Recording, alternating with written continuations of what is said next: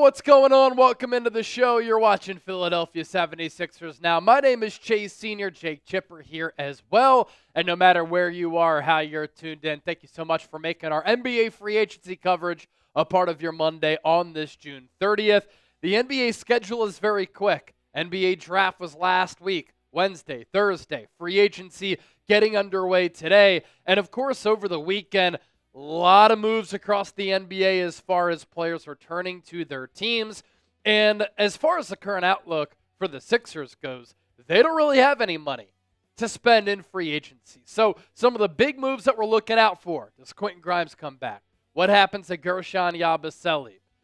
We saw Eric Gordon opt out. Kelly Oubre opt in. Andre Drummond opt in. Philadelphia giving a new contract to Justin Edwards. Much deserved there. Those are a lot of the moves that are going to happen for Philadelphia and really other teams across the NBA because of this new CBA. It's ruined the hype around NBA free agency to a certain degree, but we're still live, giving you the latest and the best coverage right here on YouTube.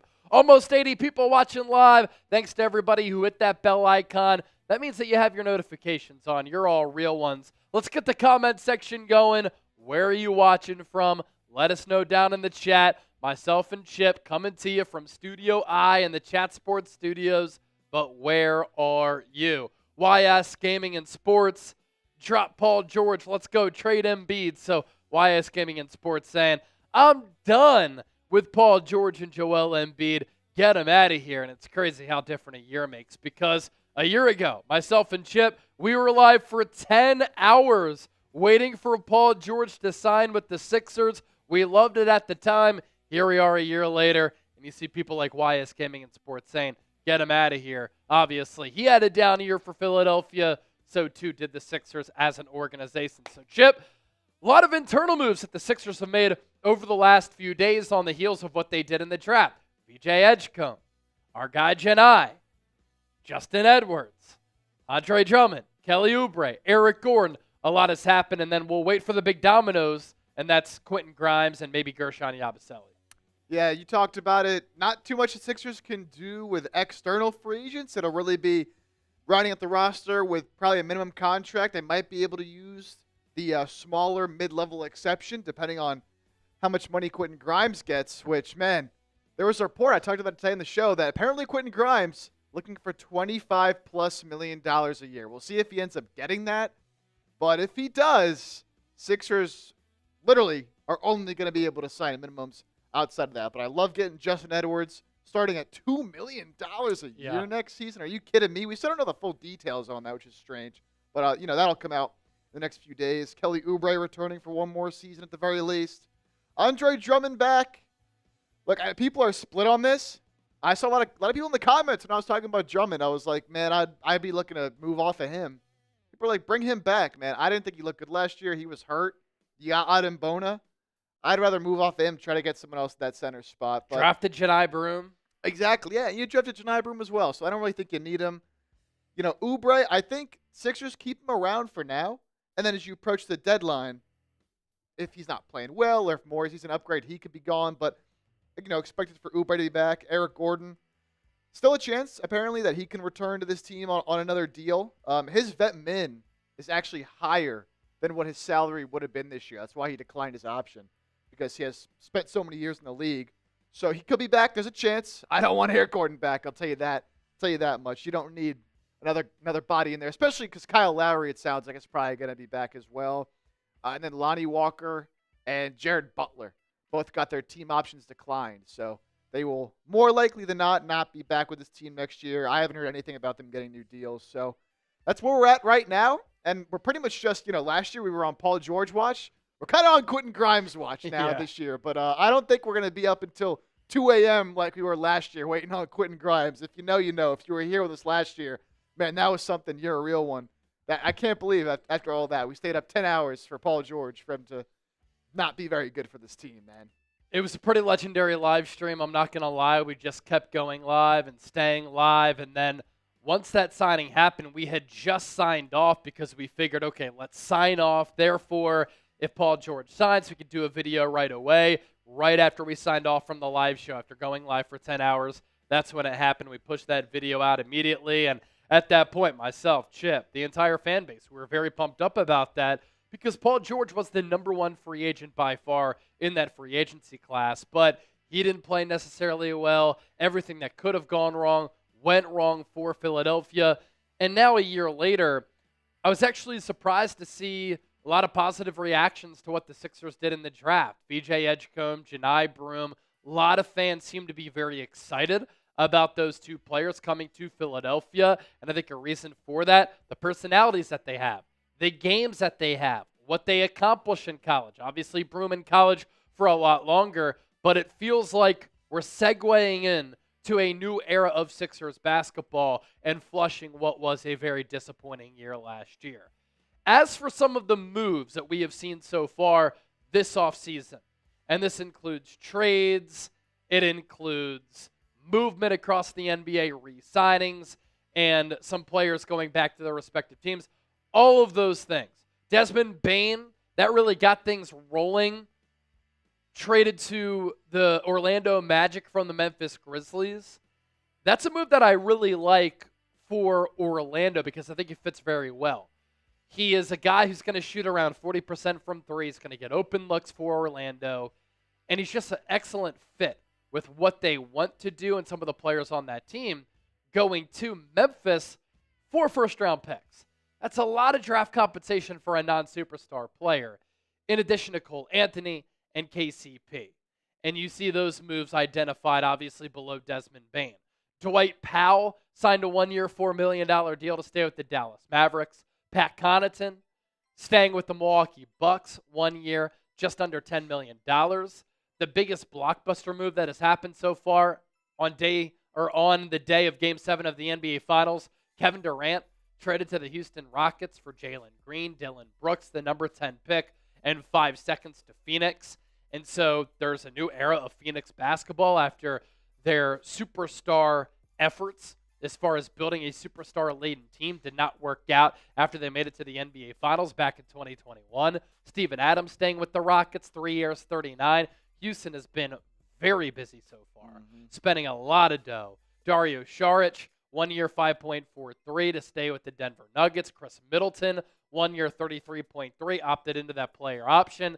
Javon Carter, 1 year, $6.8 to stay with Chicago. Daniel Gafford got a nice little payday. I know Chip talked about him as a potential trade target for Philadelphia. People were saying, Chip, why are you valuing Daniel Gafford like that? Well, clearly the Mavericks do as well. Come on. He got nearly $20 million per year.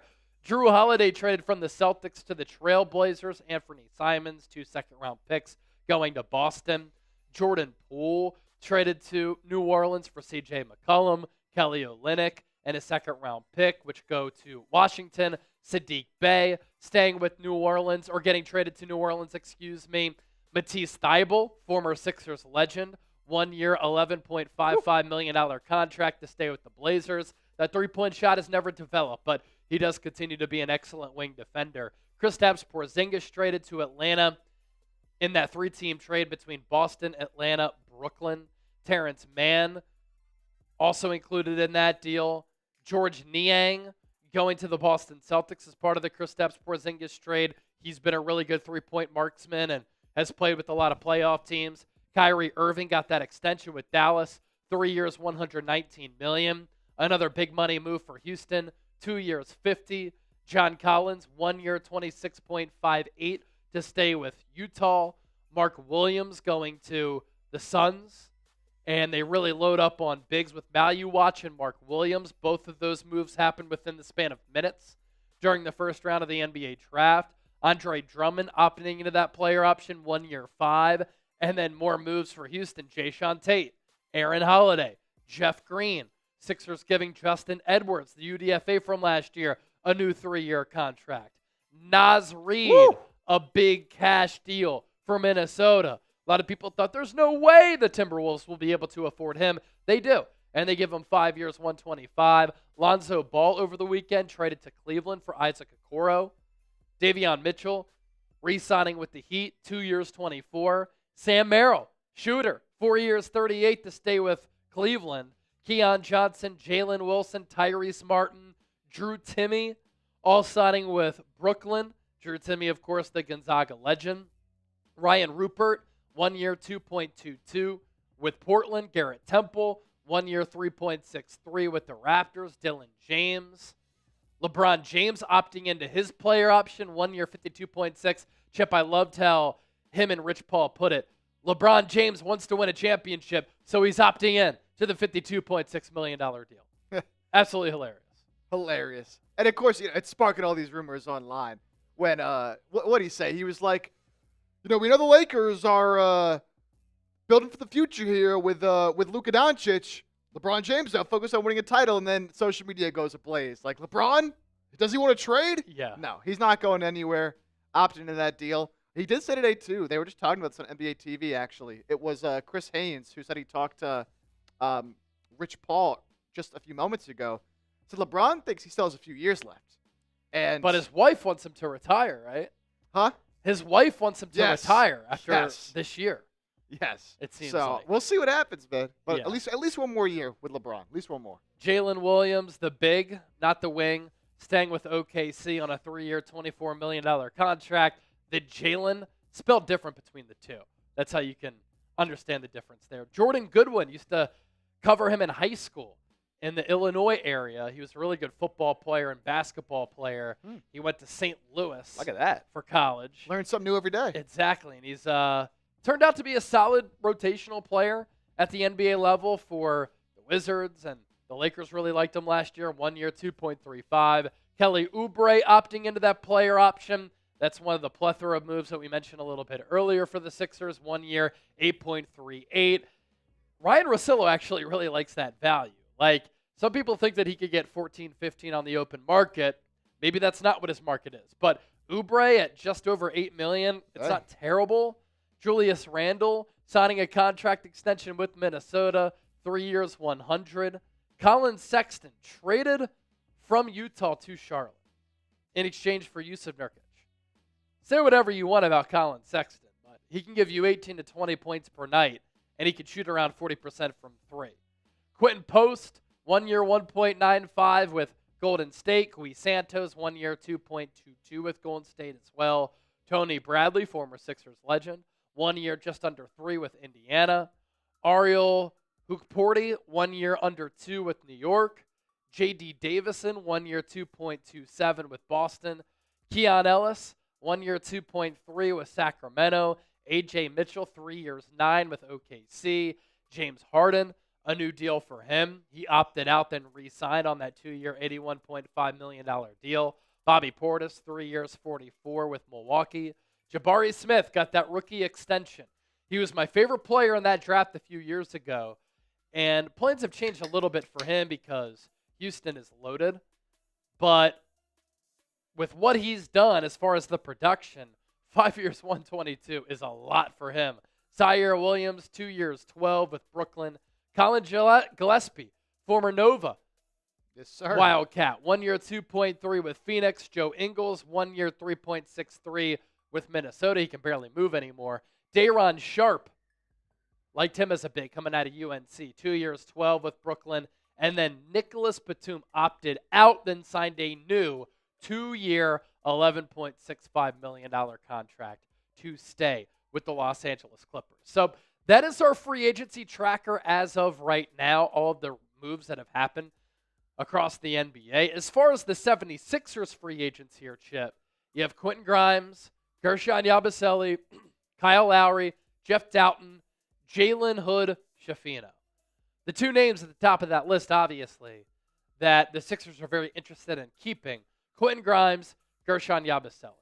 Grimes' price tag could be anywhere between $16 to $25 million. He is a restricted free agent, so Sixers have an opportunity to match. Guerschon Yabusele is going to be so difficult to retain, but I saw that report over the weekend that him and his family bought a house in the Philadelphia area. So we'll see what happens on that front. Yeah, they did, which was very surprising. It's very unlikely when you look at it financially that Yabusele is going to be back to Philadelphia. It's a lot of complicated financial rules with the NBA and the aprons. To kind of put it simply, the Sixers are about $25 million below the second apron, right? Obviously, you don't want to be in the second apron, but you can get in there if you have to. There's a report that Grimes is looking for $25 million on his new deal. Does he get that much? We'll see. But if he gets 20, you're still right near that second apron. And then the problem with signing Yabusele, because he was only with the Sixers for 1 year, they can't just re-sign him with their own money, right? Like they're re-signing Grimes and going over the cap. They have to use what's known as a mid-level exception to re-sign Yabusele. But when you use that mid-level exception, there's basically a limit to the amount of money you can spend. You cannot go over a certain amount no matter what. So if they re-sign Guerschon, not only will they have to convince him to take a discount because the only exception they have is $5 million. I think Guerschon can get more than $5 million in the open market. That's the first problem. They have to convince him to take a discount. The second part is if they do convince him to take that discount, they get stuck at that second apron. They cannot go above it. And they're only $25 million away from it. So how can you pay Guerschon $5 million and Grimes $20+ million, and then still have money to fill out the rest of the roster? You won't be able to, right? So it's, I think, highly unlikely unless they make a move to clear out money of a Kelly Oubre or an Andre Drummond. But right now it's not looking great because you got to factor in the amount of money that VJ Edgecombe's going to make as third overall pick. That's why they're so close, because he's making like $12 million once he signs that deal. So you have to factor that in as well. I would love Yabusele back. I've talked about it. I think everybody would love Yabusele back. But I think you have to prioritize Grimes over Guerschon with his skill set. It sucks. I would have loved to see Guerschon play some meaningful games for this team, some playoff games, big-time moments, because I think he can really make an impact in those kind of scenarios. But I think he's gone. I predicted today that he's going to go to the San Antonio Spurs. They reported to have interest. They have money. And he obviously buddies with Victor Wembanyama. They played in France together. Both French. So it's unfortunate. But probably saying goodbye to Quentin Grimes, or excuse me, Guerschon Yabusele. We'll see if that happens today or not. I don't think Grimes will happen today, though. We'll have to wait and see. He's probably going to look, if any team out there like the Nets is willing to throw him a big bag and then come to the Sixers, say, you want to match this? And the Sixers, honestly, I don't think will have a choice. And good for Guerschon Yabusele, because he came back to the NBA after a really impressive showing in the Olympics for Team France, and he revived this NBA career. A lot of people don't realize this, but he was a first-round pick by the Boston Celtics, and he was with Boston for the 2017-18 season, then 18-19, and then he didn't work out as a first-round pick, flamed out. Did not return to the NBA until last year. There was a long hiatus from his age 23 season to his age 29 season where he was playing overseas. And it's a cool story because in the Olympics, he showed his worth. He showed that he's capable of playing at the NBA level. Obviously, over the last several years, he has worked very hard on fine-tuning and refining his game. Then he comes to the Sixers, and I thought he played very well as a power forward center who gave this team a lot of flexibility at 6'8", 260 pounds. His numbers were very good, 38% from three. He shot 61.5% on his twos. His effective field goal percentage was 59.3%. He shot 50% overall from the field, a perfect 4 of 8 on his field goals every single night, and he averaged 11 points per game, 5.5 rebounds. He is a player who was built for the playoffs. He showed that in the Olympics. And so if he goes to a team like San Antonio, I think that he can be in the range of $11+ million. He could team up with Victor Wembanyama. As Chip noted, the Spurs have money to spend, and they could use it on a playoff caliber type of player who you know can be a glue guy in your rotation. As far as Quentin Grimes goes, he was a great developmental story for the Sixers. And as bad as the Sixers season was last year, we saw some bright spots as far as development goes, right? Justin Edwards played very well for this team. Jared McCain was on his way to potentially being Rookie of the Year. The aforementioned Guerschon Yabusele. The Sixers trade Caleb Martin for Quentin Grimes. And with the Sixers, in 28 games, 25 starts, Quentin Grimes averaged 21.9 points per game. He was their go-to offensive player and scorer because when he was playing for the Sixers, Tyrese Maxey, for the most part, was out. And so you can't expect him to put up that type of production. But, shoot, he's a 15 to 20 points per game guy who is still young. Last year, he shot for the season nearly 39% from three. And with the Sixers, he was taking 16 shots per night. He connected on 47% of his field goals, almost 8 3-pointers, and he hit about 37% of those 3-point shots. I know the Sixers are guard heavy, but my goodness, I think Daryl Morey has a point in saying we could have one of the best backcourts in the NBA. So if you want the Sixers to re-sign Quentin Grimes, I want you to hit that thumbs up icon. Like the video. Now, Chip, you mentioned Grimes over Yabusele, even though Grimes going to be more expensive. Why do you like Grimes over Yabusele, factoring in the Sixers drafted another guard in VJ Edgecombe? Yeah, so I think it's a combination of a few things. One, he's obviously a younger player, right? Grimes is probably about, let's see exactly how old he is. 25, where Guerschon Yabusele, I want to say, is about 28. Just confirm. 29 already. He'll be 30 this season. So at the combination of age, Grimes being the younger player, even though he's going to be more expensive, I just think a more dynamic skill set, right? And what Yabusele does is valuable to a team. Being able to not need such a high offensive load, right? He's not a super high maintenance player on offense. He'll do the smart things on offense. He'll sit in the corner. He'll set up top of the three-point line, knock down 38% of his open threes. He hustles. He plays hard. Those things are valuable to an NBA team. But Grimes, still being young with what he showed at the end of the year, being such a dynamic scorer, right? Over 20, basically 22 points a game, nearly 50-40 from the field, 50% from the field, 40% from three, and he's such a good perimeter defender as well. I don't think you can afford to lose a guy like that, who also showed a lot more scoring off the dribble and creating his own shot than he ever did in his entire career. And I get it. It was, at the end of the season when it was really just him out there, not a whole lot else. But, I mean, teams kind of knew, like, he's the guy. He's the only real competent player out there right now scoring with a ball in his hands for Philadelphia. Yeah. He's the guy we got to stop. And he was still doing it. And he wasn't just shot chucking either, scoring a bunch of points, being super inefficient. He was very efficient from the field. So I really like what he did. I think he can play the two. I think he can play the three at times as well, even though you have VJ. And just his two-way ability with the defense, with the explosive, offensive game, and the volume three-point shooting he provides. I would prioritize him over Guerschon. But y'all can certainly let us know in the comment section right now if you were to choose to keep one. Are you keeping Guerschon? Or are you keeping Grimes? Because I've already seen some people talking about it in the comments right now. A lot of different people saying, I would give Grimes this amount. I would rather just keep Yabu. So let's see. What are the people saying? And again, if you want Grimes to stay around, hit that thumbs up icon like the video. We're at 46 likes, 210 people. We can get that up to 100 likes real quick. Easy. Let's do it, baby. Easy. 210 people watching live. Get that like number up to 100.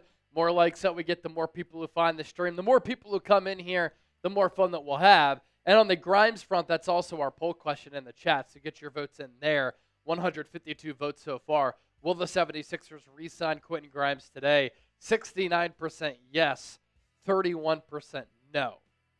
And I'm thinking back to last year, the Sixers were equipped with all of this cap space. Now, they have absolutely none. But there's something to how the CBA and the new CBA has really impacted the free agency period. A lot of these players don't hit free agency. They just end up re-signing with their teams. But because of the second apron, if you're in that, it really does prohibit a lot of teams as far as their team building strategy. And so you've seen teams like Boston. They were very worried about being in that second apron. They just won a title 2 years ago. And you thought that at that moment when they won that championship, man, this team's going to be around for a long time. But then Jason Tatum got hurt. He popped his Achilles, and the Celtics are like, well, if he's going to be out for all of 2025, 2026, let's reset a little bit. Let's get under that second apron. Trade away Drew Holiday. Trade away Kristaps Porzingis. They're kind of retooling that roster, partially because they want to get under that second apron. Because if you're in that, it really does hinder you as far as your team building strategy goes. Looking down at the comment section right now, shout out to the recent commenter club, Timothy Griffith, Andrew Steele, Millie, Shane Butler, Tim Starr, Adam Namlock, Grindhouse TV, Search for Adventure, It's Okay to Laugh, everybody in the building.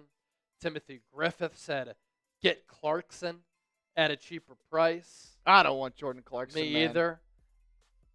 Can't play defense. Nope. An efficient scorer. Grimes is the better younger player. Millie, great role player, not worth more than $15 million per year. But look, it seemed like the Brooklyn Nets, I know they went guard heavy in the draft and we were making fun of them. They could look at Quentin Grimes and say, we have money. We'll give him $25 million a year. And if the Sixers are offering him 15, could he look at that and say, I can make $10 million more per year playing with the Brooklyn Nets over Philadelphia? Why not?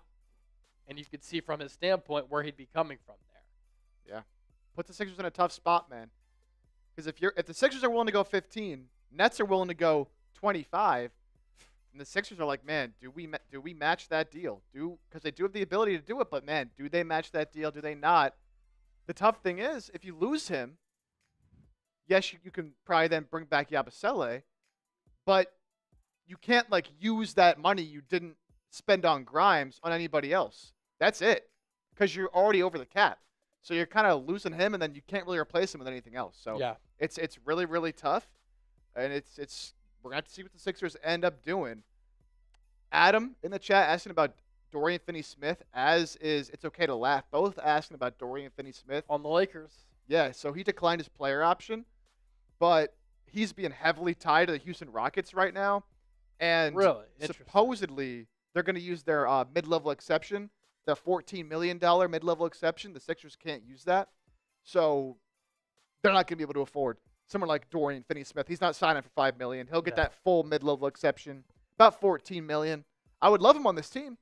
Great role player. But think about it like that, right? A player like Dorian Finney-Smith. He was our perfect fit last year.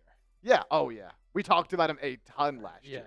But if he's getting like $14 million, I could see why Grimes is like, player like that, I'm better than a player like that, man. I want 20. I want 20. Some news across the NBA. Mike Brown will have a second meeting with the New York Knicks for their head coaching job, according to Shams, and he has emerged as a strong candidate. Yeah, Knicks no coach right now as free agency begins. All right, let's take a look here. Sixers won't be able to afford a lot of these guys, but just so y'all all caught up, we'll take a look at the top free agents in this cycle. It's a little bit light compared to, usual seasons. No huge names, but Myles Turner right now, the top guy in the market. He's probably going to go back to the Indiana Pacers, obviously, after making a run to the NBA Finals, one game away. Jonathan Kuminga is an interesting one. He's a restricted free agent, but not so sure he'll return to the Warriors. There's been a lot of sign-and-trade talk with Jonathan Kuminga, so we'll see where he ends up going. The Heat, our team has been mentioned. The Kings are a team that could be in the mix. Josh Giddey, probably going to go back to the Chicago Bulls, also a restricted free agent, could get a bag. DeAndre Ayton was released. I believe that was last night or 2 nights ago. Yeah, they agreed to a buyout. Yeah, he was bought out. I think they ended up, I saw the details just a few moments ago. I believe he returned like $10 million of his $30-something million. So he's probably going to look to sign a contract for around then, considering that's what he was making. Of course, we got Quentin Grimes there. We got Cam Thomas, another restricted guy. He'll probably stay with Brooklyn. Ty Jerome, I saw some people talking about Ty Jerome. He's being linked to the Memphis Grizzlies right now. So that'd be a great signing for them. He had a great year for Cleveland. Nickeil Alexander-Walker. The Timberwolves paid Naz Reid and Julius Randle. So I imagine Nickeil Alexander-Walker's probably gone. He's been linked to the Atlanta Hawks a lot. They're looking like a good team all of a sudden, man. Atlanta's building something there. We talked about Santi Aldama a lot in the show, but I think he's priced himself out of what the Sixers can afford. He'd be a good, Guerschon replacement, but you're not going to be able to afford him if you pay Grimes. Brook Lopez in there. We'll see where he ends up going. The Lakers are supposedly hot on his tail. We talked about DFS. Tyus Jones, backup guard. The Suns signed Colin Gillespie over him. So not great news there for Tyus Jones. He lost his job last year. Al Horford. I don't even want to talk about Al Horford to Philly again. Warriors showing interest. Yeah, Warriors showing interest. Don't come anywhere near Philly, man. Just blow it all up again. D'Angelo Russell sounds like he's going to sign with the Mavs. There's been a lot of talk there. We'll see what Chris Paul does, man. Still trying to play, still trying to kick it. I'm sure there's some teams that can use backup veteran point guard play. I don't really need him on the Sixers, though. Bruce Brown, he's kind of fallen off quite a bit since he got a big bag back in the day from the Pacers and the Raptors. Jordan Clarkson got released. Again, I don't want Jordan Clarkson. Dennis Schroeder would be an interesting backup point guard. But again, Sixers are kind of set there. Malcolm Brogdon. And then Malik Beasley, man. What happened with Malik Beasley, No team's going to sign him now. Yeah. Look, I mean, dude, totally ruined, I think, what would have been a pretty big payday for him in free agency this offseason. Under investigation a guy who for can gambling. Shoot. Huh? A guy who can shoot at a very high level. He had a career. You know what? Maybe he remains a free agent for a while because of this gambling stuff. Sixers can sign him for cheap later in the offseason. Who knows? Who knows? Obviously. A lot of betting jokes. Yeah. I can't believe that, man. He was in line for a pretty big deal.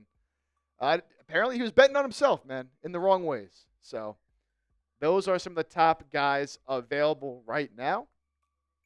Sixers, though, looking probably for more of this range. Let me make sure I got these guys in here still.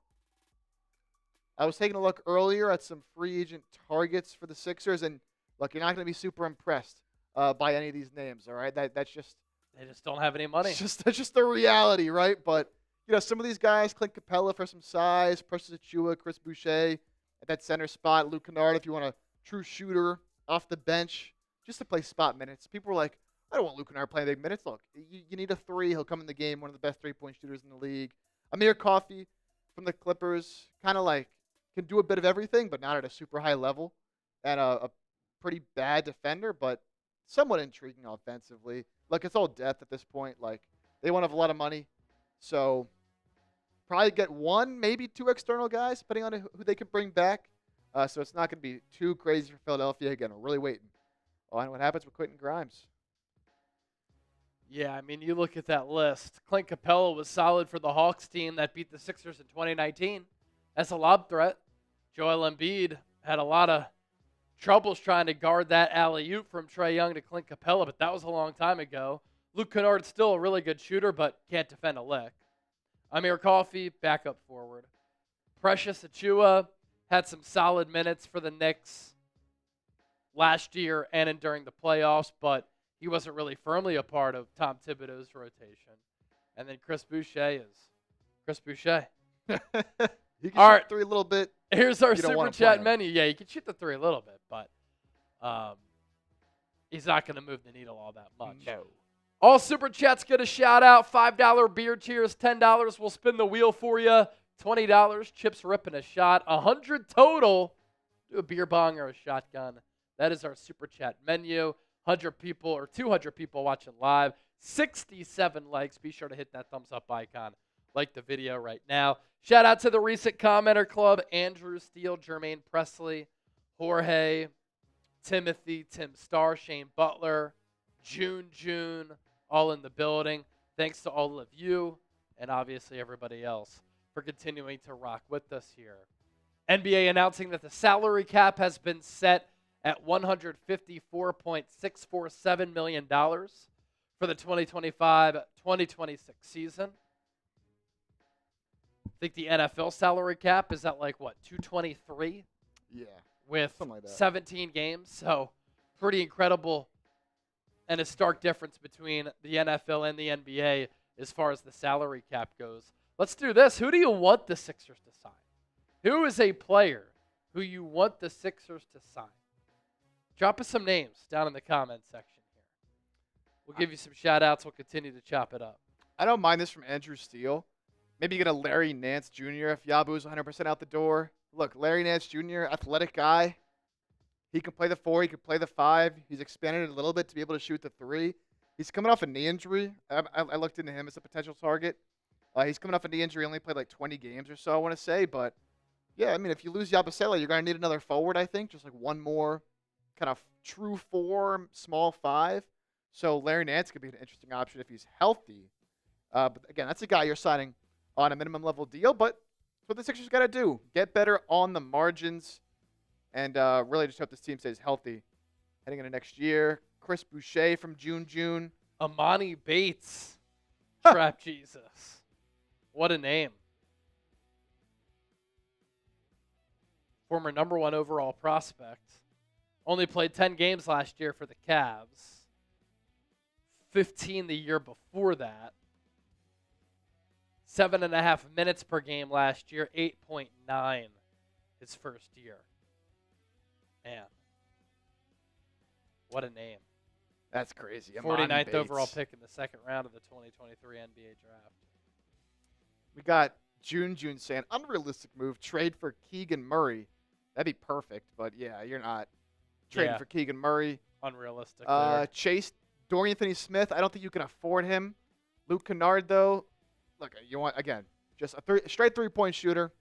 Team could use, another three-point shooter. You got Grimes and obviously Maxey and McCain. But, VJ Edge comes in unknown. Kelly Oubre shoots like 30% from three. What do you get from Paul George? You're probably losing Guerschon Yabusele, who's a good shooter, so could do that. I'm surprised the Lakers aren't showing more interest in Dorian Finney-Smith. Yes. Yeah, Rockets. What were we going to say? Brook Lopez? A1 head honcho brought up Bol.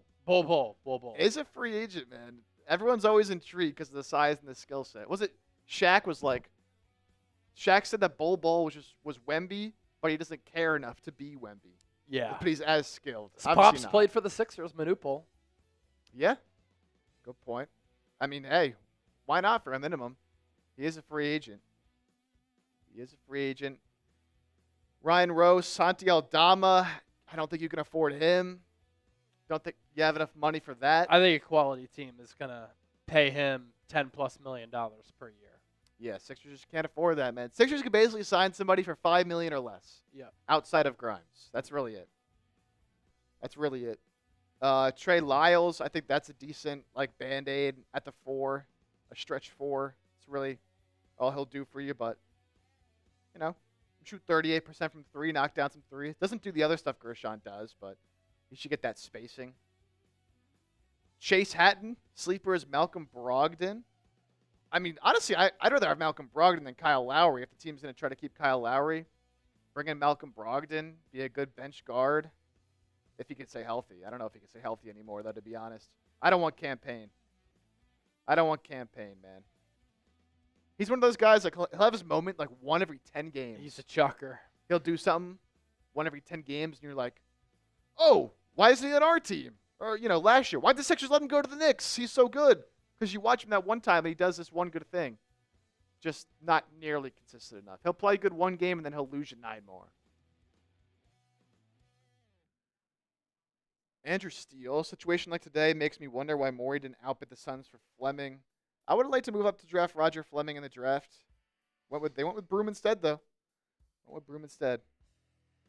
And then what? Free agents or summer league gets underway in a week and a half about? Real soon, because the Sixers are playing in the Salt Lake Summer League again. Yeah. Yeah, so I think that actually starts June 5th, which is July 5th. Sorry, yeah, duh. July 5th, which is next week.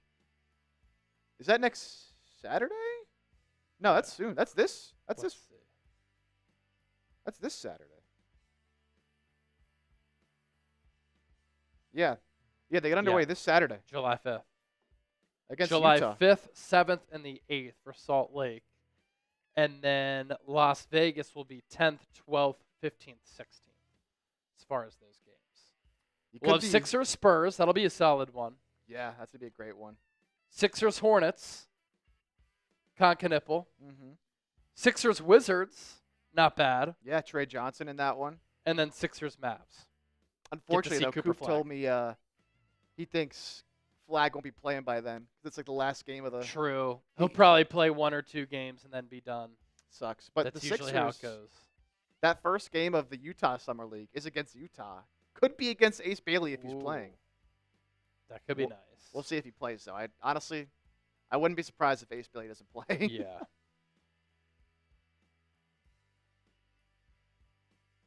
June with a crazy name. Sandro Mamukalashvili. I'd be lying if I said I know too much about him. I'm going to be honest. Will they ever trade for Markkanen? I don't think so. I don't think so, Chase. Some deep cuts from It's Okay to Laugh. Chuma Okeke, who was on the team for a little bit last year. Jake LaRavia, Luke Kennard. Yeah, look, that's the type of guys we're talking about. You got to show me your ball knowledge in the comments. These are the kind of guys we're talking about. Oh, I knew somebody was going to bring it up. I knew somebody was going to bring up Ben Simmons. Haha. Only a You matter know of who was time. talking about Ben Simmons? Marshall Green, host of our Knicks channel. Oh, I heard him trying to talk himself into it. He's like, am I crazy? Ben Simmons? Yes, you are. And then people were like, you can't play him with Josh Hart and the other non-shooters on that team because they can't shoot. But as a high-level defender, he can still defend at a high level, but the offensive game has not evolved at all. You just hate to have to. Is he going to get a vet min? Oh, yeah. I'd be surprised if someone gives him more Crazy than that, man. fall.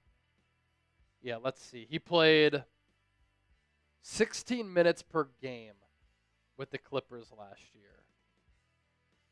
After he went there from Brooklyn. 2.9 points per game. 3.8 rebounds. 3.8 rebounds, 3.1 assists. Crazy, man. Rookie of the Year, year 1. All-Star, year 2. All-NBA third team, year 3. 12th in MVP voting, year 4. Second in Defensive Player of the Year. First team All-Defense and an All-Star. Flatlined after that. Nuts. Then missed all of 2021-2022 because of the holdout and the back injury. Then he got traded to Brooklyn and never averaged more than 7 points per game. That's what happens when you don't work on your game. That's what happens when you don't care. It's a sad story. But nobody is to blame except for Ben Simmons. He got a max contract and then was done after that. It's crazy.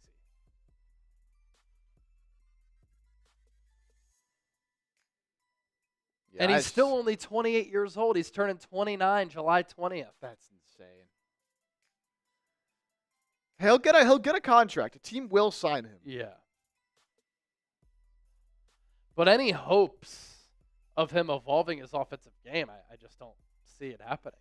No, I mean you're taking him as a defensive player, and that's pretty much it. And someone that can handle the ball, make some good passes here and there. But to have to formulate your lineup around somebody who might be the worst player in the lineup, it's just not what you want to have to do, man. Because you can't have certain guys on the floor with him.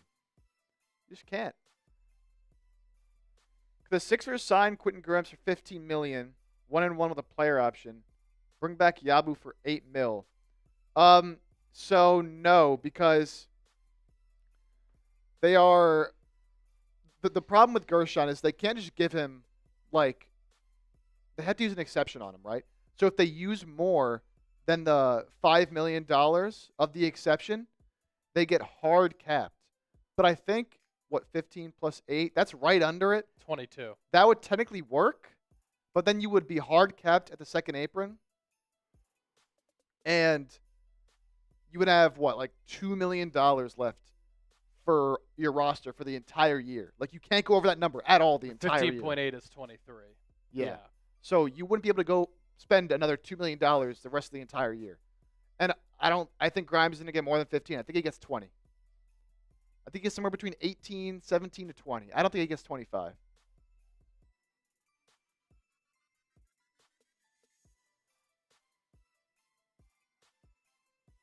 It's just a lot of complicated financial rules here for the Sixers. Although, actually, now that I think about it, I don't even think they can do that.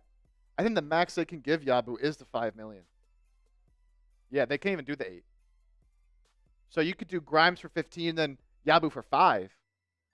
But there's no way. I just don't see Guerschon taking 5 unless he really does like Philly that much. Which it's a possibility. Chase mentioned he just bought a new house in Philly. Yeah. According to a Twitter report. Yes, supposedly. Maybe he just really likes the area. He came back to the United States and he said, I get down with Philly. Would it work better if they shed Drummond's $5 million? Can't. Opted in. Yeah, you could try to trade him. Try to trade him, but I don't know how you're trading that off and not getting anything back. So would that help? Technically, yes, but you still wouldn't be able to give him more money. You would just have more money to play with after you sign them. Talk about a player who's been in the league for so long. Andre Drummond, 13 years. in the NBA. 13 years already. Led the NBA in rebounding 4 years. Pretty dumb numbers, too, when he was with Detroit. 14.8 rebounds, 16, 15 and a half, 15.2 when he led the NBA in rebounds. I mean, for a little while there, he was like a 13 to 17 points per game guy, averaging 14, 15, 16 rebounds per, doing it all. And it is nuts how much the NBA game has changed from then until now. There was a lot of use for a player like Andre Drummond then. It's a decade ago. And now, him not being able to shoot, him not being able to hit his free throws. He's a 48.6% career free throw shooter. It's a problem. It's a problem. All right, we're under 10 minutes to go until the official start of free agency. They've done a better, well, I don't know if it's a better job, but the NBA has kind of reeled in the deals getting done before the deadline now, where in previous years, like you would see these deals reported before the deadline. Yeah. Past couple of years, they've kind of been cracking down on the whole tampering thing. So once this deadline hits in about 8 minutes, 7 minutes, we probably will see a bunch of signings come flying in. Now, but no marquee free agents. Yeah. And also the ability for teams to just re-sign their free agents before free agency has killed free agency. Because at least there was some intrigue with those players maybe leaving, maybe returning. Now, it's almost like free agency happened prior to free agency starting. Yeah, like half the market just going back to their own squads, man. The top guy is Myles Turner, who I'd be shocked if he doesn't go back to Indiana. June, this new CBA kills role players' pay and the ability of teams to retain role players. Yeah, like if a role player plays well and outprices himself for that team, he'll leave. Because that team doesn't have enough money to pay them, especially out of the fears of maybe going into that second apron, which just screws you. It really does. 200 people watching live, 71 likes. Continue to hit that thumbs up icon, like the video. 6 minutes until free agency starts. Wouldn't it be nice just to see the Sixers re-sign Grimes immediately? Yeah, that would be nice. Give us some juice right from the jump. But that is the one big domino that we're waiting to see. What I don't want to see is the Brooklyn Nets have offered Quentin Grimes a 4-year, $120 million contract. Yeah. That's what we don't want to see.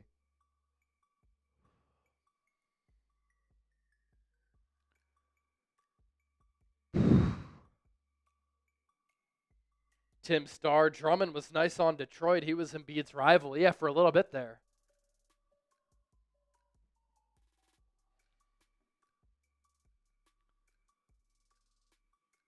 All right, 5 minutes to go. Let's see if there's been any buzz recently.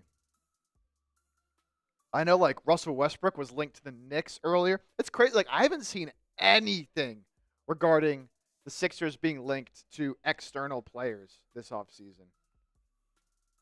The Kings are trying to lure Russell Westbrook to Sacramento.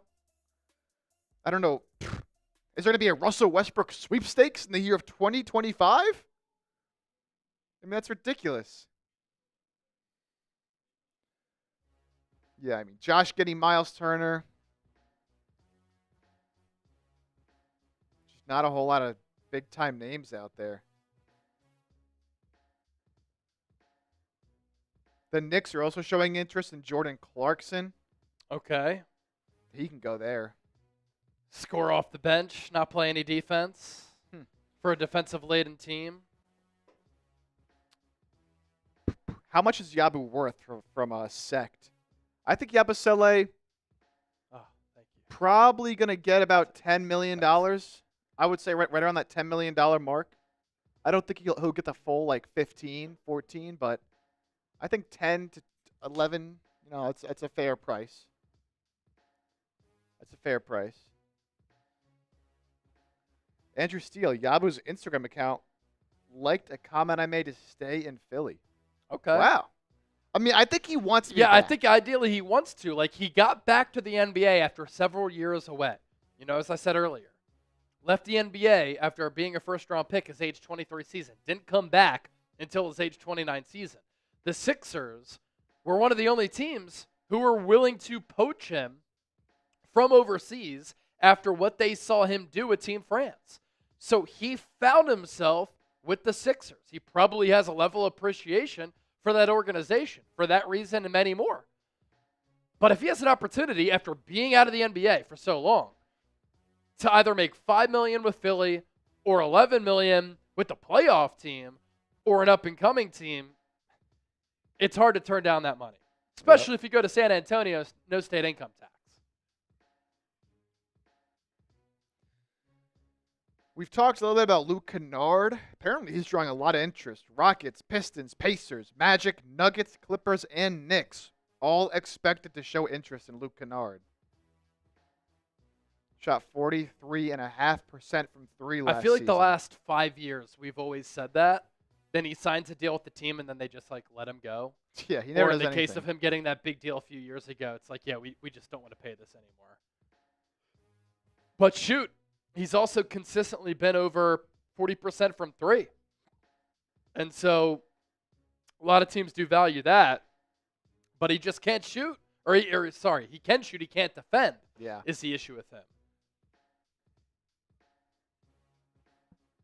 Tough to stay on the floor in meaningful moments if you're that much of a liability defensively.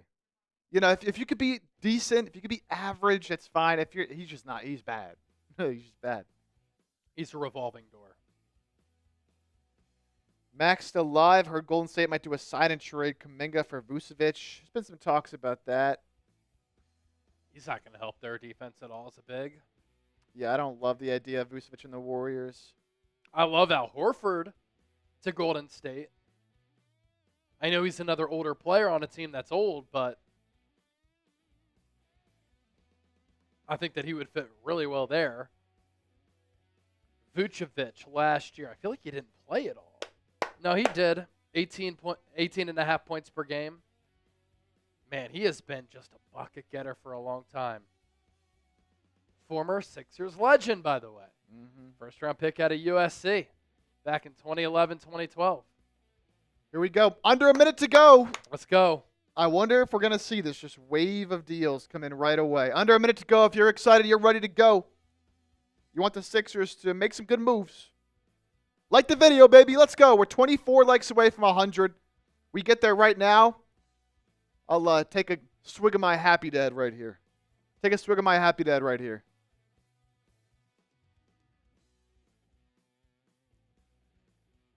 Maxi defensive rating 119. Defensive rating is a tough thing to bring up. It's so team oriented, but yeah, I mean Clarkson 122. That's the worst out of all of them. The higher the defensive rating, the worse it is. So Clarkson had a worse defensive rating than Maxi and Grimes. No surprise there. Here we go. 5, 4, 3, 2, 1. Free agency. Free agency underway. Did Shams have a scheduled tweet set for 5 o'clock Central, 6 p.m. Eastern, 3 p.m. Pacific? Nothing yet from Shams. All right, let's see. Let's get the official Sports Center one on here. Yep. Open up TweetDeck. See what we have here. They're showing Wimbledon. Jake Fisher throwing out a bell emoji. Josh Okogie and the Hornets agreeing to push back the decision date on his non-guaranteed salary.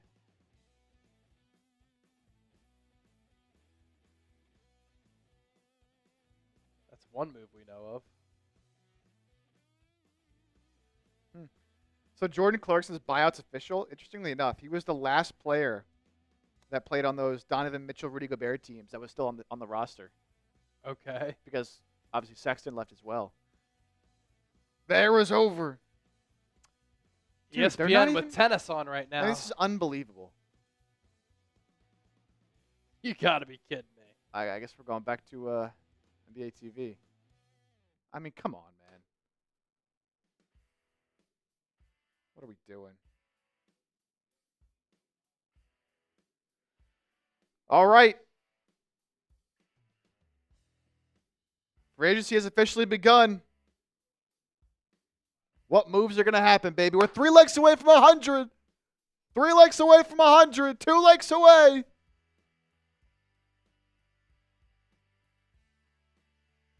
ESPN, a major NBA rights holder, and they're playing tennis. We are 1 like away. Beer cheers at 100 likes. Beer cheers at 100 likes. There we go. Oh, up to 109. Shout out. Let's do it, baby. Let's have a good stream. Let's have a good free agency. Bring back Quentin Grimes. That's it, baby. Bring back Grimes. Bring back Yabu. Work some voodoo magic, Maury.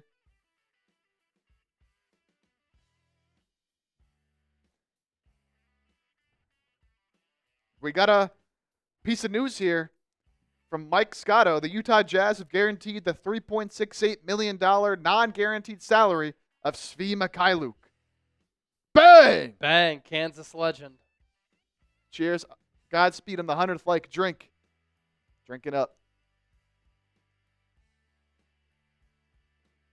Ugh. Lime. Gross. Bang! Let's go, baby. Hey, we're also, with the draft and all the news and buzz heading into free agency, channel's been doing well. We are closing in on 23,000 subscribers. We are under 100 subs away. We are 92 people from 23K. Another big milestone. So if you're not subscribed, hit that sub button. Let's have a party. Let's try to hit 23K tonight. Yep. Can we do it? 92 people that need to subscribe. Picked up about 10 subscribers so far during the live show. It's so funny. Teams have gotten so scared of tampering. No moves yet. Yeah, they're only allowed to negotiate now, technically. Crazy.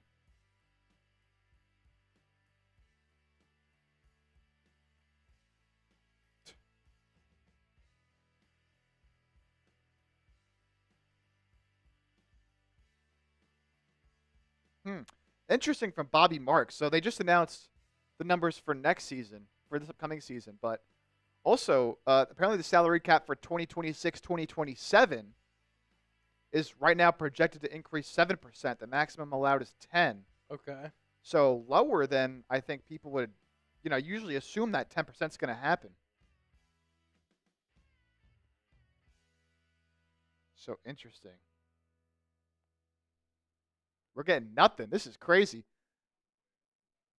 All right, see, Giddey or another person wants to bring back Ben Simmons. I get the idea of it, but he's not the player you think he is, man. I don't think he's making the impact you think he is.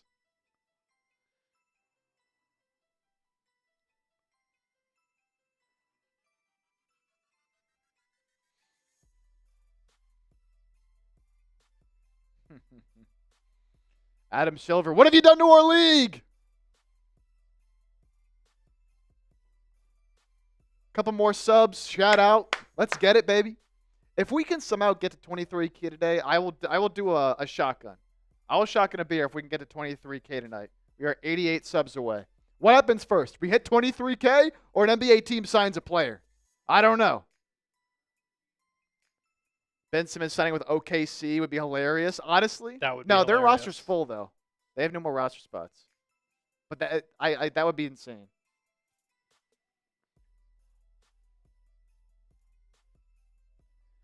The Sacramento Kings have arranged meetings with Russell Westbrook and Dennis Schroeder, looking to acquire both players. Dennis Schroeder was good for the Pistons, man. Another player I would like on the team as a backup guard if they could afford him, but they can't. I wanted to trade for Lonzo Ball before the Cavs. I would love him on this team too.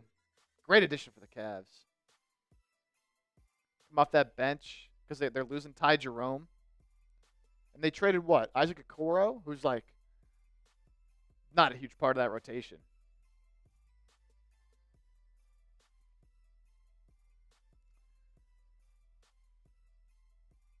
Man.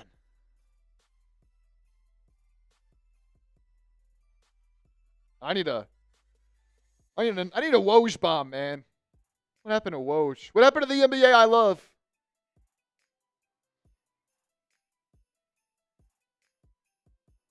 It doesn't look the same anymore. They ruined it. I like your one-word reaction to Mike Brown. Mid. Mid. That's it.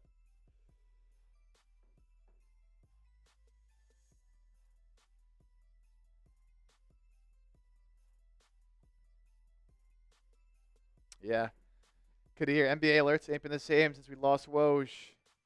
You're right. Aren't they out of money? Jim, are you talking about the Sixers? They have enough to re-sign Grimes.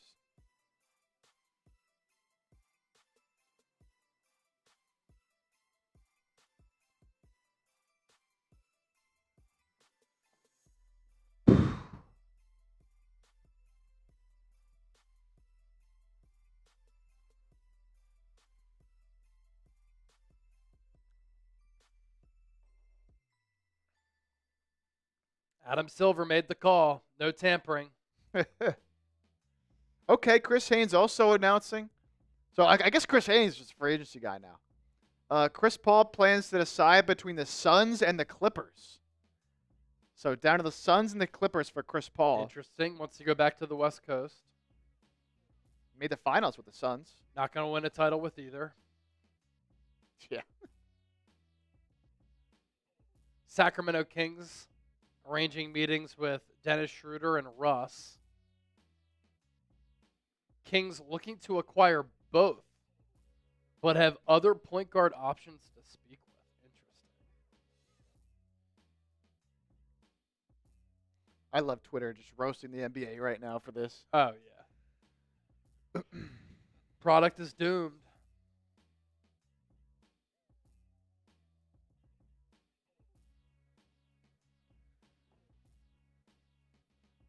What are y'all's thoughts on VJ Edgecombe, the impact he can make while we wait? Yeah, so, look, I think VJ starts the year coming off the bench, but I think he forces his way into playing minutes because he is athletic and he can really run in transition. I think that'll play right away, right, while everything else comes along. The fact that he can make an impact in transition and he could be one of the Sixers' best perimeter defenders right away. You know, he'll have to play some minutes, and then you hope that the shot can come along, right? Yeah. But I think for year one, like, to temper our expectations a little bit, just hope that he can find his role in the offense, right? Play well off the ball, hit some catch and shoot threes, and just play really good defense and some highlight plays. I think that's the impact he makes this year. And then, you know, moving forward, we'll see what happens. But I'm not expecting, like, some crazy season in year one because I think he needs to develop the shot-creating ability. But the athleticism, the defense, transition, it'll all certainly play, man. It'll all certainly play. And Jim Garcia says he'll also play because there'll be injuries. I don't want to bring that into the fold, but there probably will be.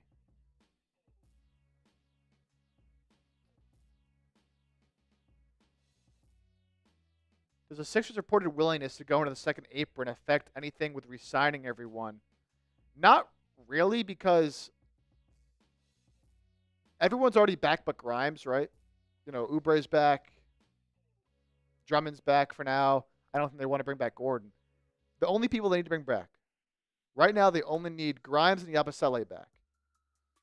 But the only way they can bring Yabusele back is with an exception, and they get capped. They can't even go into the second apron. So it doesn't matter if they want to or not. They can't. Yeah. If they want Yabusele back. That's why it's so annoying. That's why the NBA with this stuff is ridiculous. If they're willing to spend the money to bring these guys back, they should be able to. And they'll deal with the consequences of the second apron when they get there. But they can't. They cannot. Does Broom get minutes? You know what? If Guerschon's not back, and depending on what happens with Drummond, there's a chance because, you know, he's older. So I think the idea with that pick is he's more ready to play right away.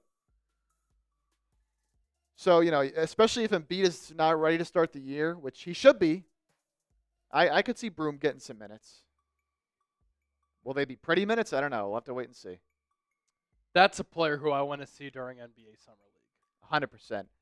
I could totally see him too, like dominating Summer League against a lot of the guys he dominated in college against. Yeah.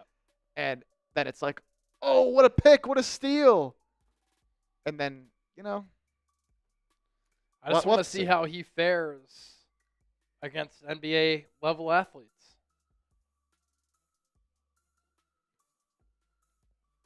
There's plenty of guys that we see in Summer League dominate that don't end up doing much, and there's guys that we see not doing much in Summer League that end up dominating. So it's more just fun to get to see these guys play. And Sixers should have a pretty loaded Summer League squad, man, especially if McCain does play, which I don't think he will, I but think there's a slight chance, but not a great chance that he plays. Still, you'll have Justin Edwards out there. He said he's going to play. Adam Bona. Obviously, you have the two rookies. They added Hunter Salas as a UDFA, who's really intriguing. Like, even just those guys alone, like, that should be fun, man. Especially, like, Edwards and Bona in year 2. Broom and Bona on the floor together. Negative floor spacing. Negative floor spacing. Curious to see how Bona worked on that 3. Man. He's got a good free throw. Like, he shoots like 70-something% from the free throw line. I don't really think Bona's ever going to be a three-point shooter. That'd be crazy, though. He'd be a damn good player if he did. He already can be a damn good player.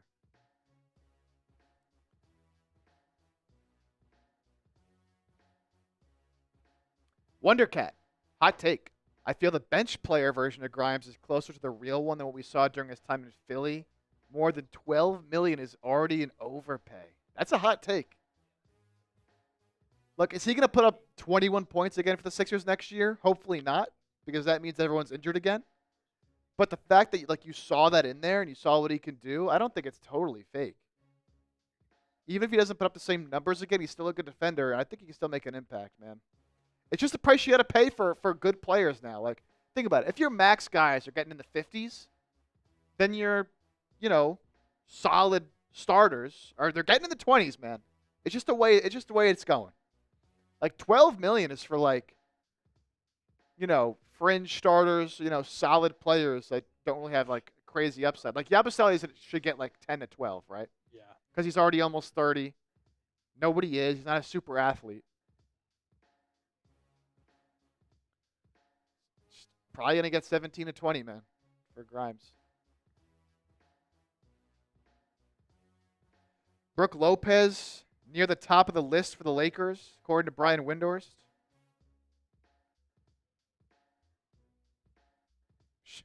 Shams must have his phone on D&D.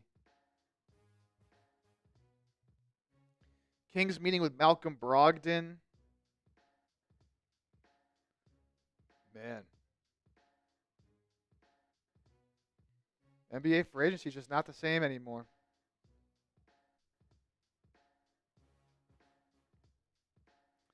Most players are capable of heating up for a stretch when given enough opportunities. Not all of them, but most. I see what you're saying. Like, there's a risk to it with Grimes, but you don't need him to do what he did. Oh, man. NBA free agency is so slow that we're having LeBron and MJ debates in the comments. For real? It's MJ, Mr. Awesome Guy. It's MJ. See, I'm a Bron guy.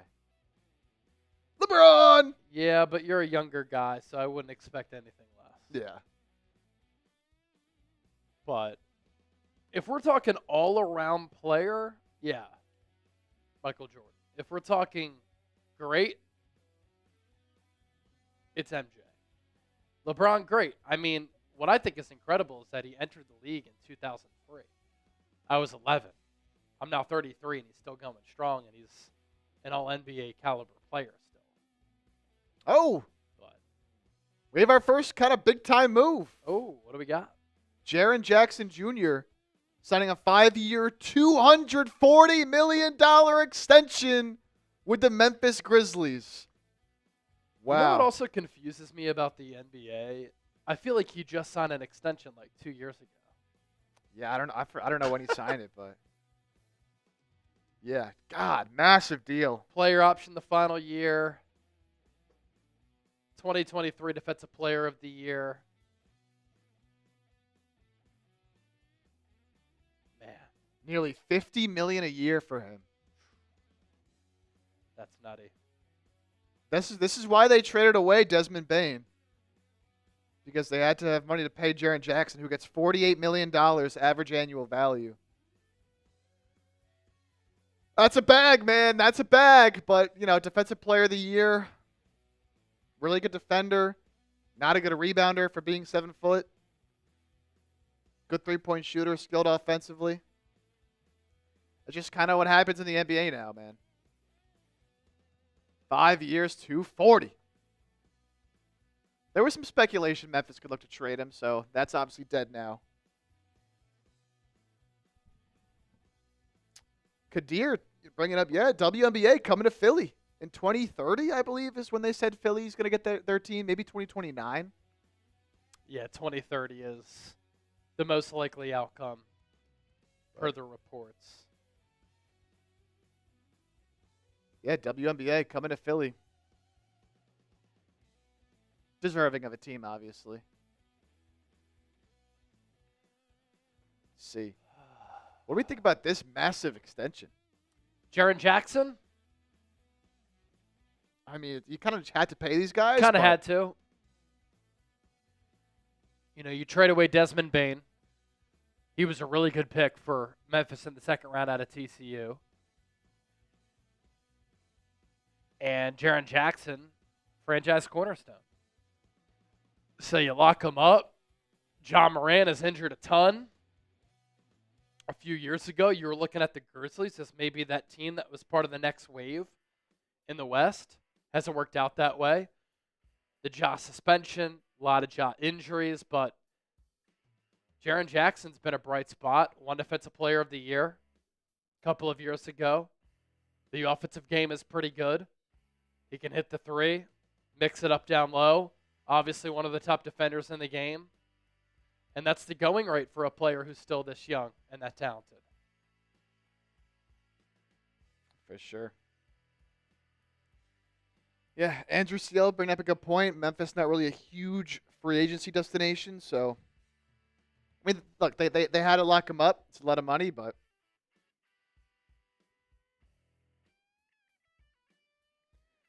Jim Garcia asks, if the Sixers are below 500, do you think they'll trade George or Embiid? I think so. If they have another bad year this year, things are going to get shaken up for sure.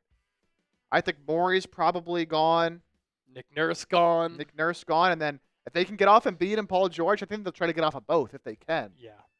Question is, can you? Just start anew. Yeah, big year for the franchise this season, though, man. Especially because the East is so wide open.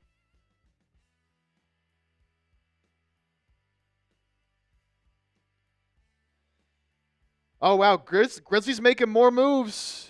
And for all the people that were interested in Santi Aldama, he is returning to Memphis. Look at that deal. 3 years, $52.5 million. Wow. So that's about 17.5. Yeah. That's what did I say earlier? Like 11 to 15? Yeah. 17 million for Santi Aldama? Man. Yeah, We Grimes talked is about getting him 20. a lot, too, going into the trade deadline last year. Yeah. Yeah, I mean, here's a player I would have loved, but he was on a cheap deal. Now he's making 17.5, man. He's a good player. Whew. We'll see, man. It's always tough when a player that I like gets paid a little more than I think that they're worth, because it's like, man, I like Santi as a player, but almost $18 million a year. Like, does he even start for them?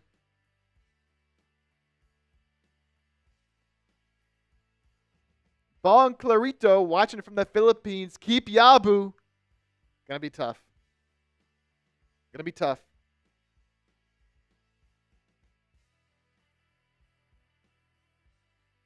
Rockets officially bringing back Jeff Green and Aaron Holiday on vet minimum deals. Jeff Green's still playing, man. Still playing.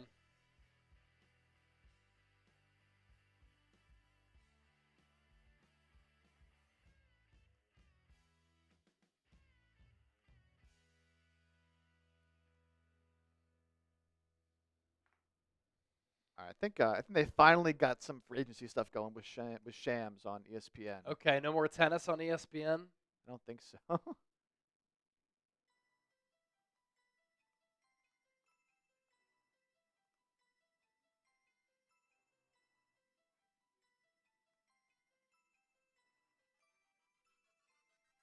No, this is PTI. I mean, what is happening?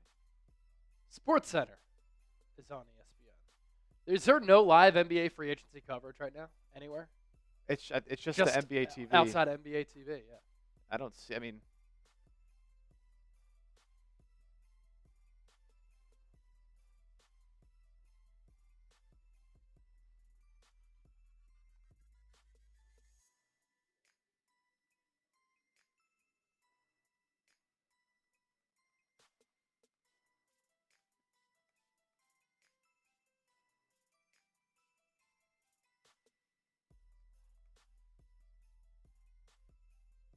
yeah. I mean, they're talking baseball right now. Like,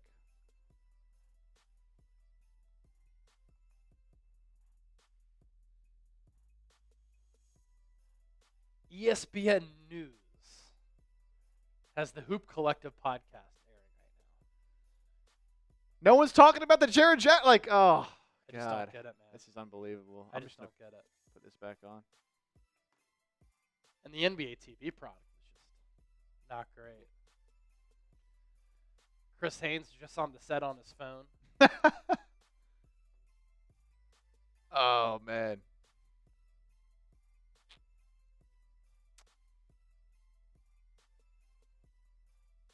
I would sign Yabu, not Grimes, from Be More Philly. He's a star player for a few weeks. Man, people kind of down on Grimes, man. I'm a little shocked. I think, man, because if you don't bring back Grimes and you bring back Yabusele, that's it. You can't really sign anybody else. So then you're rocking next year, having to either start VJ Edgecombe as a rookie or Jared McCain coming off a massive knee injury. It's risky. I feel like you need that next other shot creator, man, especially because you don't know what you're getting from Paul George. But we'll see. I think they're going to prioritize Quentin Grimes.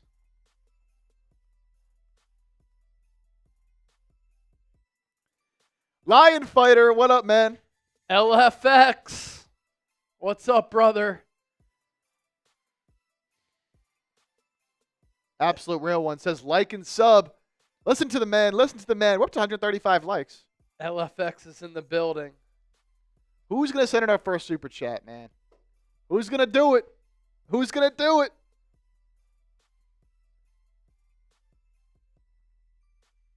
You sent in a 5. I'm drinking. You sent in a 10. We had a wheel with some stuff on it. We had a wheel with some stuff on it that we can spin if you send in a 10. $20. I got some vodka, taking some shots. I need something, man, because this free agency is going slow. I need something, man.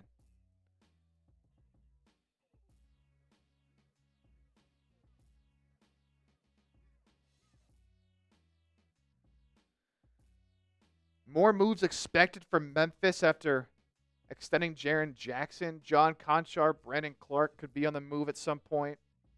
Both Cole Anthony and Kentavious Caldwell-Pope, who they traded for Desmond Bane, can still be traded as well.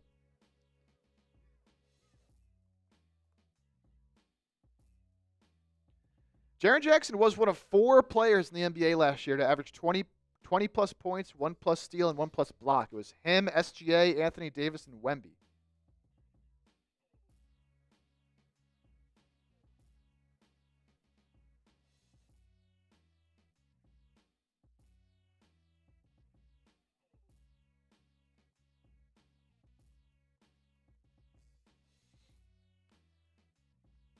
Y'all like Oubre coming back?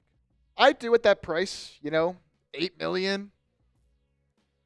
Again, you wouldn't really have been able to replace that production if he declined. So I like him being back. he kind of just is what he is, Kelly Oubre. Play hard. He's an exciting player, athlete, plays hard defensively, good in transition, cuts the basket, but just such an inconsistent offensive player and shoots like 30% from 3 every year, which is just so tough to have on the floor in big games. But, for what he is, it's fine. And look, could be a trade piece during the season.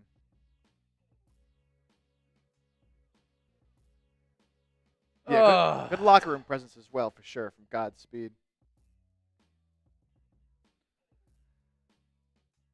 This is nuts.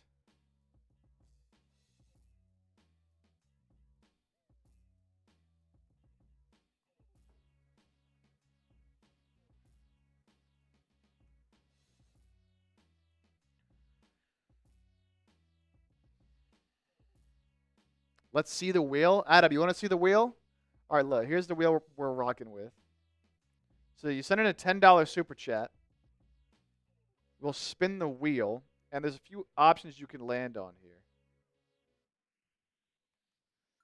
So you can either get a shot that I'll have to take. This is for $10. Take a shot.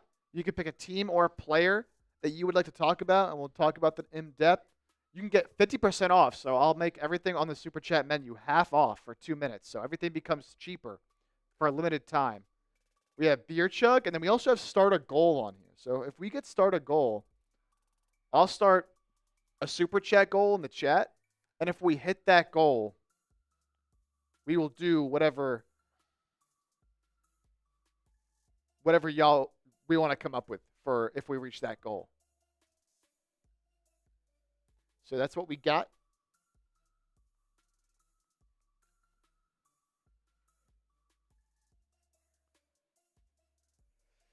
Need anything to get it more exciting than this brutal NBA free agency start so far. There's no other way to put it, man. Oh, my gosh. 30 minutes, and we've seen 2 re-signings from the same team. Hey, I like that y'all are still chopping it up in the chat, though, Sixers need to get Jordan Clarkson if the Jazz buy him out. Well, the Jazz did buy him out, and they should not go get Jordan Clarkson. I do not want Jordan Clarkson.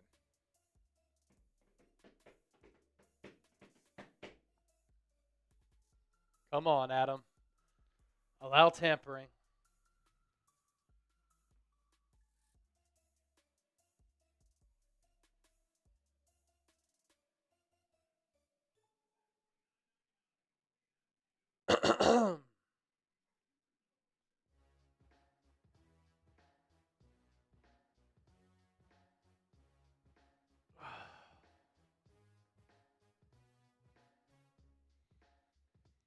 How much can we save dropping Lowry, Gordon, and Drummond? Well, Gordon declined his player option, so that's not being factored into the equation right now.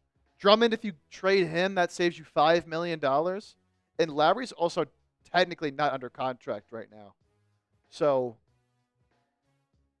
you don't really factor that into the Sixers' current situation either. So you're really only saving $5 million by getting off Drummond. Lowry, if Lowry resigns, which he probably will, be a vet minimum, about $3 million. We got our first pretty decent big domino. An external free agent signing with another team. Kind of called it, Chip. Dorian Finney-Smith signing with the Houston Rockets. 4 years, $53 million. So the Rockets, man, it's a good signing for them. 53 over 4, 13.25. So that's right near the mid-level exception. Sixers couldn't afford this. Wish they could have, but they signed Paul George. So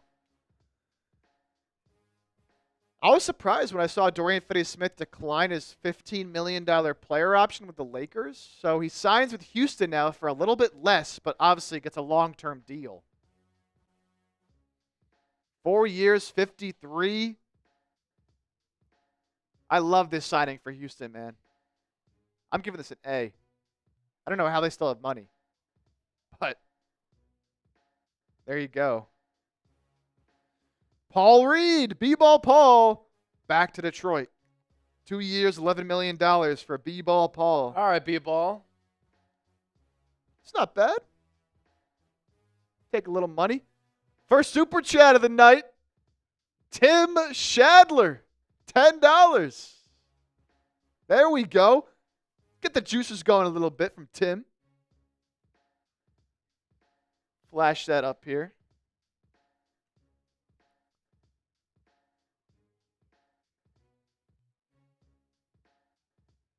There we go. Tim, $10 super chat says, spin the wheel. I thought Chris Haynes was cooked, but Chris Haynes breaking a couple stories so far. Oh, he's the one who broke that. I didn't even realize.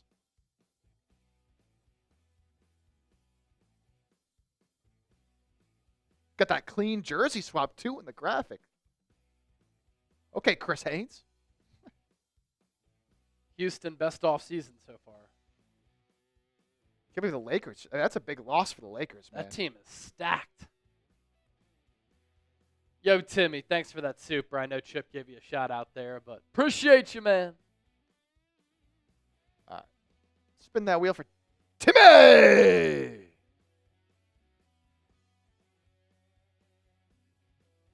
Beer chug, you got one? I do got one. All right, Timmy. I'll do like a Thanks, Timmy. 5-second chug. Yeah. Little gulp, gulp, gulp. Little pause. Little pause. Little throat goat Chip. Oh, yo. Nah. Now I can't do it. There we go. Tim says best option on the wheel. There we go, Tim. Cheers. Let's get this party started, baby. Let's get this party started. Free agency has been slow, but maybe we can get something going here on today's show. Cheers, Tim. Cheers, everybody. Kadir says, well, pause. You know it. Here we go.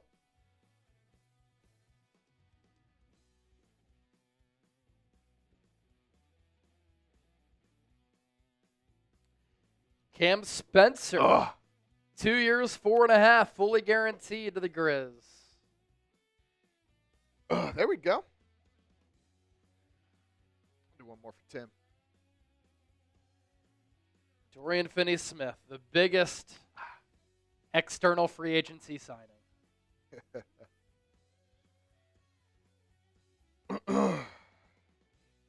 Rockets got a squad, man. Rockets got a squad. Paul Reed to Detroit. Back to Detroit, I should say.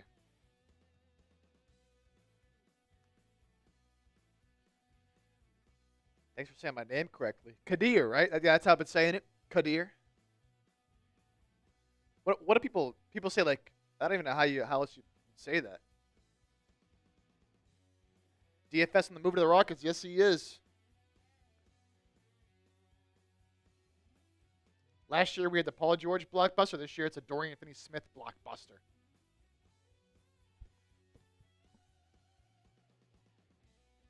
Yeah, those of y'all that missed it, Dorian Finney-Smith. This is the big signing. 4 years, 53. It's good value for him. He got less than Santi Aldama. I think he's a better player. Maybe Sixers can sign Yabusele to a similar deal as Paul Reed. Still dreaming. Yeah. I can respect, still holding out hope. But if Yabusele gets the same contract that Paul Reed gets, I'll be shocked. Yeah. I'll be shocked. Yabusele is better than Paul Reed. Oh yeah. Out the mud though.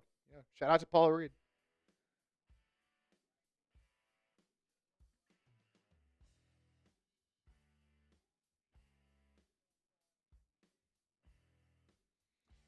And what do the Lakers do now, man? Because you obviously have Luka, you have LeBron. They have no centers in the roster, and now they lose Dorian Finney-Smith.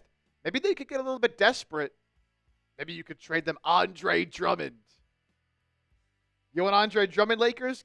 Give me a second-round pick. Yeah, they need a big bad. Give me a second-round pick. I'll give you Andre Drummond. Or maybe LeBron's going to be so pissed he requests a trade. And you trade Paul George for LeBron James.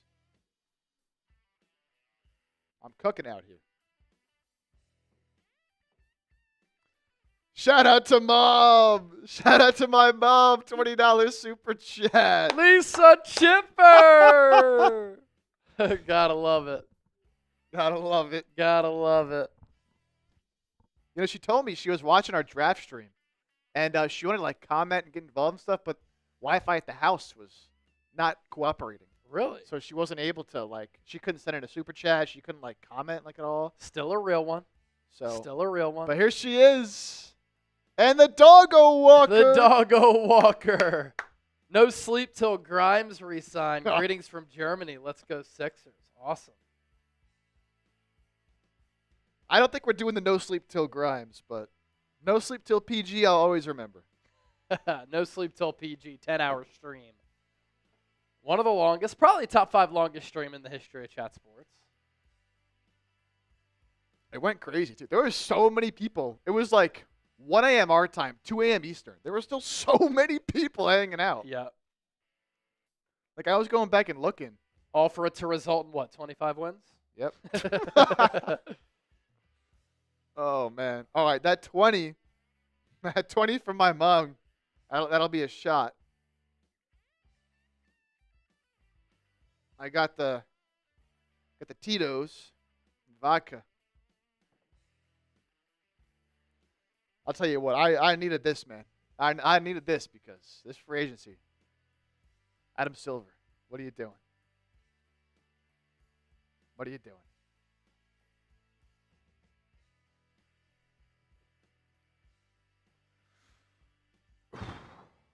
Jim Garcia, $10 super chat. They're flowing in.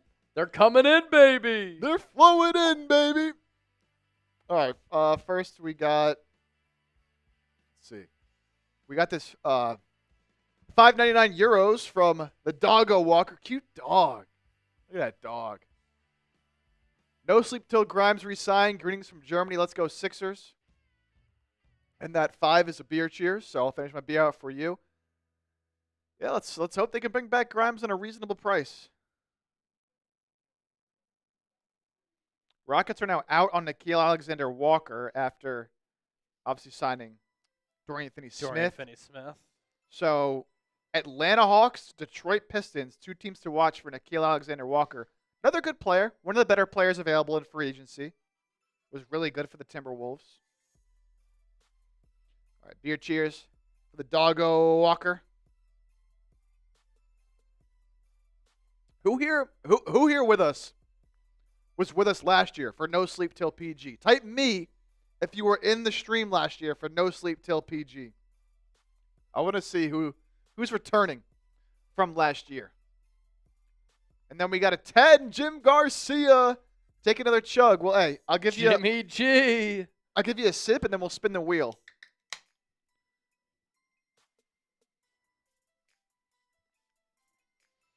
At $10 gets you a wheel spin.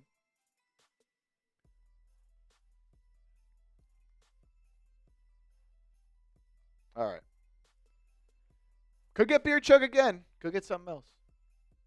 Godspeed, Be More Philly, Andrew Steele, my dad in the chat, Joshua Peterson.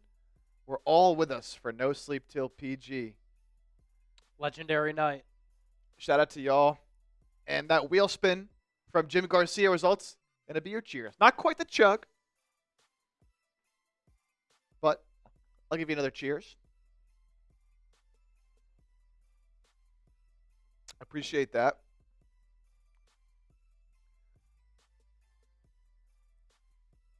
Let me see. Let me check in. I'm curious what Celtics and Warriors are up to. I wanted to do a little battle.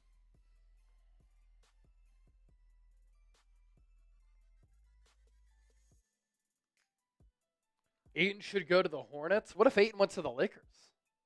That's where I think he goes. Yeah. Man. I think he's going to end up being a Laker. DeAndre Ayton to the Lakers. Here's our Super Chat menu. All Super Chats get a shout out. $5. Beer cheers. I'll take a sip. Cheers. $10. You get a wheel spin. We spun the wheel twice. Some fun options on there. $20. I'll take a shot of vodka. If we reach $100 in total combined Super Chats, we're up to 47 right now. I will do a shotgun. I will shotgun a happy dad.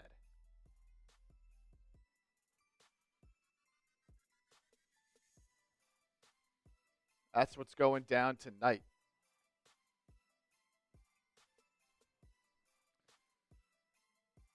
All right. So we had that Cam Spencer signing.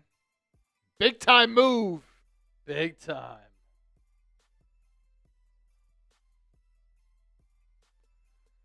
2 years, $4.5 million.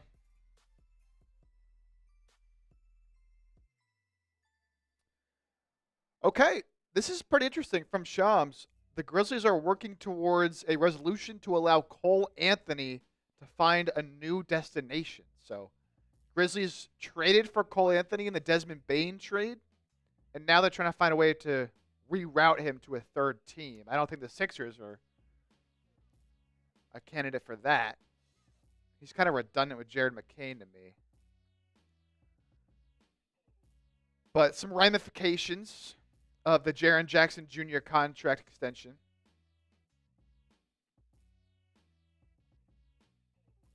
Marsh already posted this picture of Cole Anthony. Look at this. I saw that. Yeah. I saw that. Shots of Jägermeister seem appropriate because this free agency period is ice cold. We don't have any of that, but that would be appropriate given what's happening right now. And it would be a great backup for Embiid. That's wishful thinking. Yeah, I mentioned him on the show today. Just like, we'll see what his market is. Yeah. Does he take a 1-year prove-it deal to go play somewhere? And a lot of teams already have their starting centers locked in, so maybe he does see Philly as a place where if Embiid gets hurt, he could play big minutes. But I think he'll probably get more than $5 million. So he gave back $10 million of his $30 million salary this year. So you think he's probably going to sign for about $10 million to recoup that, but he can't sign officially until Wednesday. DeAndre Ayton cannot officially sign until Wednesday because he has to clear waivers. But no team's picking him up on waivers. They would owe him his full salary. No one's paying Ayton $30 million.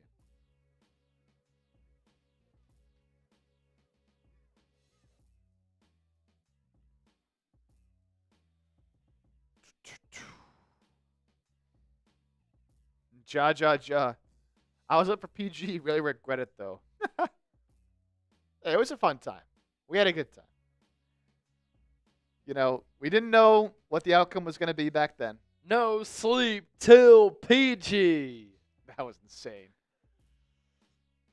Oh, man. What about a Quentin Grimes sign and trade for Herb Jones? Love Herb Jones. I love Herb Jones, too. So there's all these weird sign and trade rules.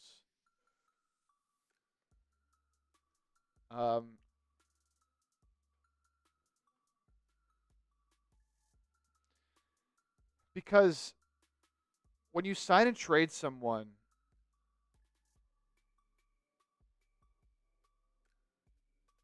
and you have their bird rights, which the Sixers do on Quentin Grimes, there's this dumb rule that the Sixers can only take back half of whatever his outgoing salary is. So if they sign him a $20 million deal, they can't take back more than $10 million. It's a dumb rule. It applies to Jonathan Kuminga as well, which is why finding a Jonathan Kuminga sign and trade is very strange. But I think Herb Jones only makes like $13 million. So if you give Grimes like 25, sign and trade him, it could work. Yeah. Actually, I kind of love I love Herb Jones' fit on this team.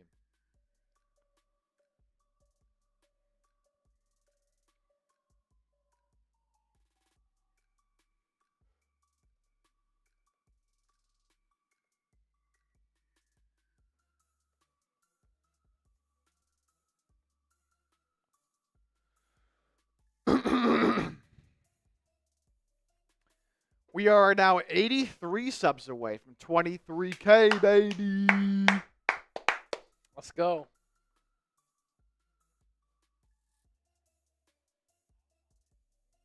Oh, the Lakers signed Jake LaRavia. Damn, he was someone I honestly would have liked the Sixers to sign. Jake LaRavia signing with the Lakers, 2 years, $12 million. I know some people talked about him. Some people brought him up in the chat. So he's off the table. 2 years, $12 million for the Lakers.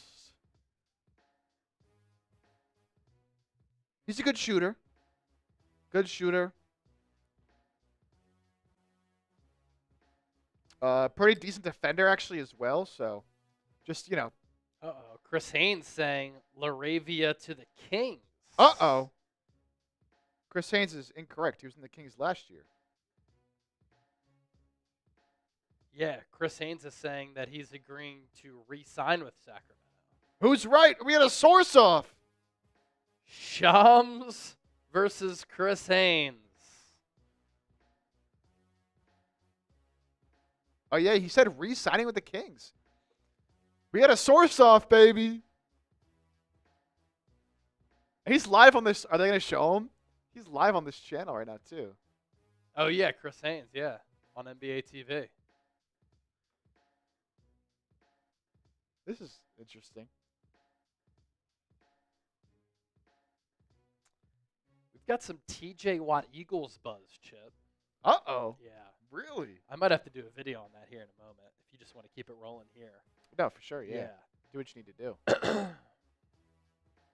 Not going to happen, but fun to talk about for sure. Oh, for sure. I didn't like that trade for the Steelers, man. Yeah, you got older at corner while bringing in an all-pro. Losing But Minka? you lose an all-pro who's younger. Very strange. And they're already kind of set in the secondary. You get weaker at safety.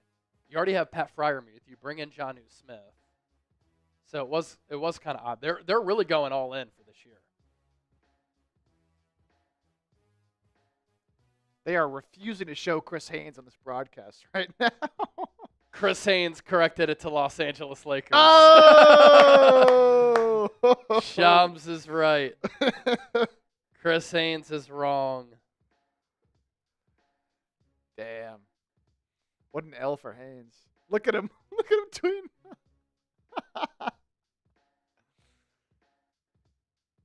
Dope. That's hilarious. All right. So I'm going to record an Eagles video here in another studio. Chip's just going to continue to hang out with everybody. I want to see everybody get Chip to $100 in Super Chats. He's at 47 right now. We're at 47 right now. 53 away from 100. Get Chip to 100. Let's go. I know the real ones can do it. So obviously, if anything happens, Chip has you covered. I'm going to record an Eagles show real quick. Thanks for watching me. Now watch Chip. See you soon. Let's go. All right.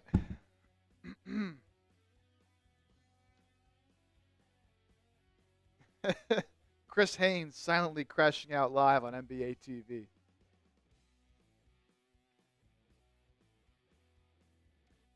Is Ace Bailey really wearing 19? No way. Ugly number if he is.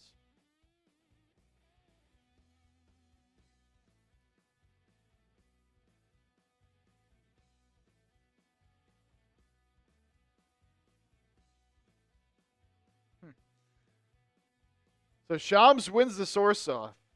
Jake LaRavia is headed to the Lakers, not the Kings. We had it right on the show.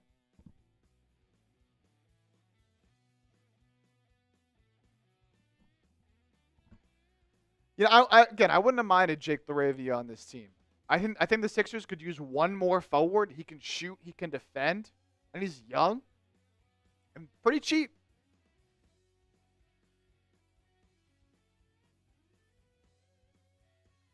Grimes should settle for like 16 or so. See, here's a problem, and this goes back to the Dorian Finney-Smith signing. Dorian Finney-Smith and Santi Aldama, I should say. Santi Aldama just got $17.5 million per year. If I'm Quentin Grimes, I'm saying, like, dude, no way I'm signing for less than that. Personally. So I think he gets at least that 17.5. That's the issue there. That is the issue there.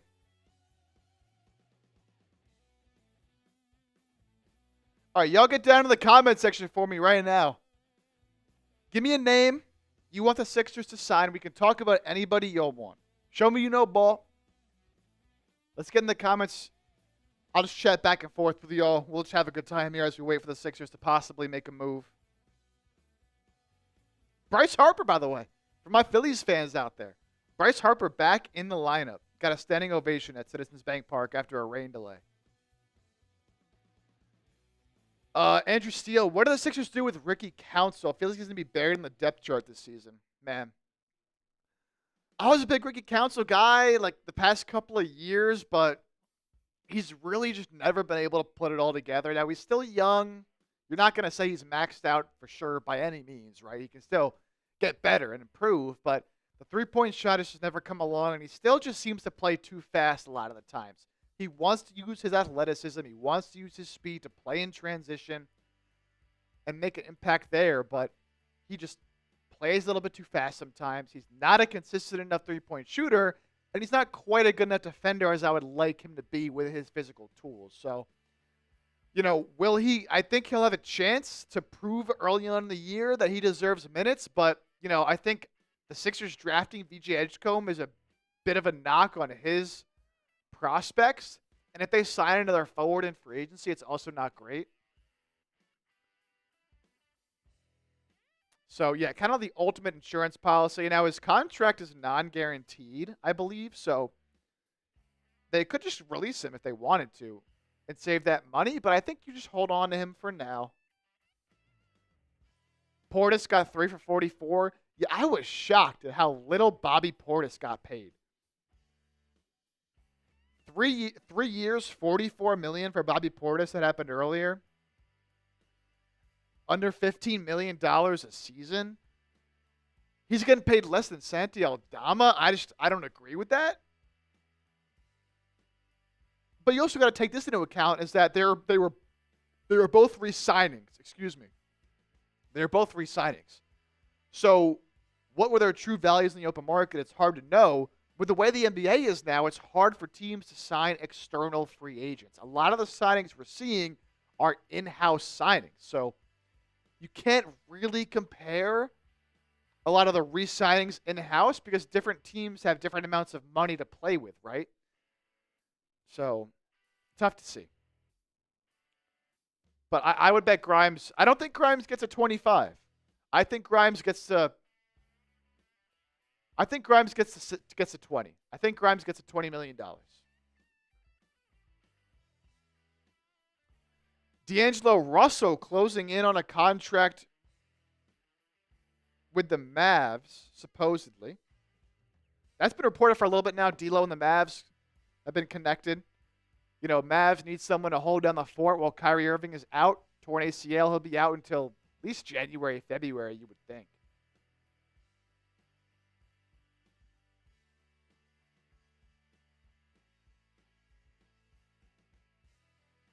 Do I think Ricky Council plays in the summer league? If he's eligible, yes, which I believe he should be eligible. So I would bet he does. I think he should. I think Ricky Council should absolutely play in the summer league. Trey Mann is a free agent. That is correct. I don't think he's a target for the Sixers. Who are you talking about that got caught cheating? You talking about Bobby Portis? Yeah. Bobby Portis had the PED suspension and missed a good chunk of the end of the year. Who other than the Nets can throw 20-plus at him? The Pistons have some money to play with, man. I don't know if they can quite get to 20. But they have some money. The Spurs have some money. It's really the Nets, though. The Nets are the team to worry about when it comes to Quentin Grimes. CB the one. Where's Chase? Chase went to film an Eagles video. There was some Eagles TJ Watt buzz that he needed to go talk about real quick in a different studio. So he's filming that. I'm holding it down here. While he's gone, can we get up to my goal tonight? My goal tonight is $100 in Super Chats. My goal tonight is $100 in Super Chats. If we get to $100, if we get to $100 total, not one person, doesn't have to be one person, I will do a shotgun. I will shotgun a beer or a Happy Dad. We're at 47, so we are $53 away. Every Super Chat gets a shout out on the show. You send in to $5, I'll give you a little cheers of my drink. Take a sip like this. You send in a $10 Super Chat, we'll spin a wheel. There's some fun things on the wheel we can land on, like taking a shot, setting a Super Chat goal, where I'll set a goal for a few minutes. If we hit it, we will do whatever the person who Super Chatted sent in. So it's up to y'all. There can be a beer chug, so if you have an option, it's $20. I'm taking shots. I got some Tito's vodka next to me. And again, $100 total. I will be doing a shotgun, baby. Again, we're at $47. We're 53 away. I think we can get Marvin Bagley for close to the vet min from Mike Race. So Marvin Bagley, I'm pretty sure, had an injury this year, no?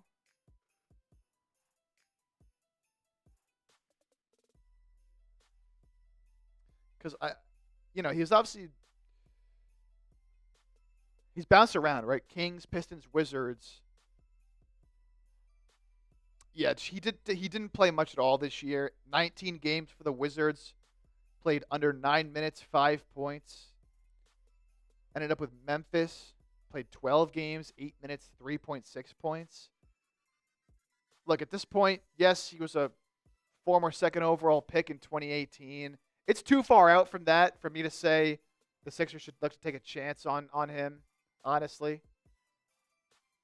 I'd probably rather have Andre Drummond than Marvin Bagley right now, and I'm not a big Andre Drummond guy. I think the Sixers should look to move on from Drummond. I don't really want Bagley. Now, to answer your question, could you get him for a vet min? I think you absolutely could get him for a vet min. No one's paying him more than a vet min. One of the Sixers to get him once upon a time. He was picked before Luka Doncic, if you can believe that. Marvin Bagley was picked before Luka Doncic. Crazy stuff. Wayne Fields. PG should play the point. Nah, I'm good. We got Maxey, brother. Now, Maxey, you could argue maybe Maxey's a better fit as an off-ball guard, but I don't think PG's the answer. I don't think PG is the answer. All right, we got anything else going on here? Any more free agency buzz? We had the Dorian Finney-Smith signing. For those of you who missed it, that's probably the biggest external signing that we have had today. We had Jaren Jackson Jr. re-signing with the Grizzlies on a big deal. But Dorian Finney-Smith got a 4-year, $53 million contract with the Houston Rockets. All right, here's another signing. This is another re-signing. Free agent guard Tyus Jones agreed to a 3-year, $24 million deal to return to the Chicago Bulls. $8 million a year for Tyus Jones, a good backup point guard. You'll take that. I'm kind of surprised he returns to Chicago. They have a lot of guards over there in Chicago. But Tyus Jones, brother of Tyus Jones, obviously went to Duke. Solid player. Solid deal for him there. Paul George is not committed to winning from Ja. So look, I've been harsh on Paul George, and I think it's warranted, right? Had a very bad season. But, to say he's not committed to winning, to say he doesn't want to win, I won't quite go that far. I'm giving him one more year. 1 year to prove he can stay healthy and prove that he can play better. And prove to me that the poor play wasn't just the result of injury. Or prove to me that the poor play was a result of injury and not a result of being washed. Because, he certainly could just be washed. Pay-per-view. Yabusele ain't it. He's overrated just because he dunked on King James. Look, did that play certainly give him some more recognition among NBA circles? Yes, but he was playing well overseas for a while. He played well that entire Olympics. That play kind of just put him over the top, I would say. He had a very good year for the Sixers, man. He averaged about 10 points a game, 5.5 rebounds, shot almost 40% from three. And he was playing out of position pretty much the entire year. Yabusele is a 4. He should be playing the 4. He should not be playing center. And he had to play center almost the entire season because of the injuries to Joel Embiid and Andre Drummond. So if he gets to play his more natural position at the 4, I think he can be even better than what he was last year. Is he a great defender? No. He can give some stuff up on that end because he's a little bit slow. But a very good player for a contending team, man. Knock down the threes, play smart basketball, dunk on you every so often. He's played overseas, so he knows different ways of playing the game. Tony Irving, trade Paul George for a future 4th-round pick. Hey, man. If you could, just might. I just might if that was possible. I just might if that was possible. All right, D'Angelo Russell. We mentioned it earlier. D'Angelo Russell officially signing with the Dallas Mavericks. A 2-year, $13 million contract for D'Angelo Russell. Look, $6.5 million a year for D'Lo, really not bad at all. Really not bad at all.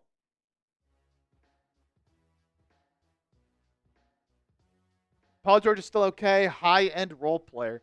Yeah, but you're paying him $50 million a year to be a high-end role player, baby? No. He's got to be better than that. He just has to be. Good stuff from Tony Irving. All right, D'Lo. We finally get another external signing here in free agency. Shifting gears from Brooklyn to the Dallas Mavericks. I mentioned they need another guard with Kyrie Irving out until at least January, February with his injury. Little D'Lo.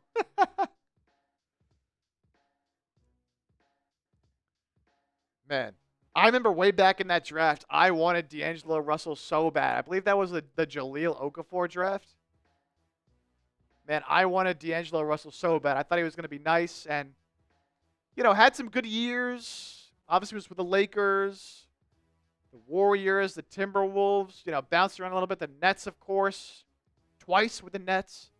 Put up some great numbers with the Warriors when he was there for a short period of time, but a bit of a shot chucker, can be inefficient, and not a very good defender either. So, though, $6.5 million a year, that's good value, I think. That's fair value for D'Angelo Russell. Fair value there.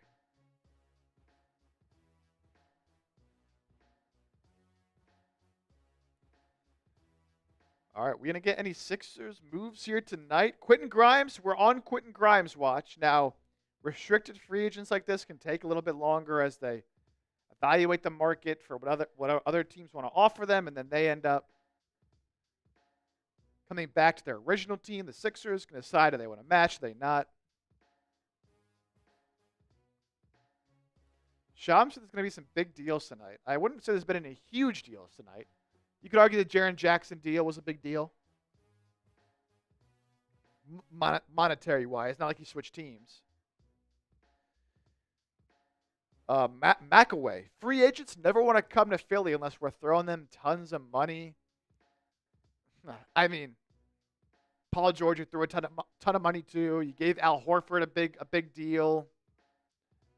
But I mean, to be like last season, you got Caleb Martin, which at the time was a good signing for cheap. You got Andre Drummond, was a good signing for cheap. You got Lowry, you got Eric Gordon. So, those are players that were wanted to come to Philly without being paid a ton of money. But I wouldn't say they're like a huge free agency destination either. So, I see what you're saying there. I do see what you're saying. For sure.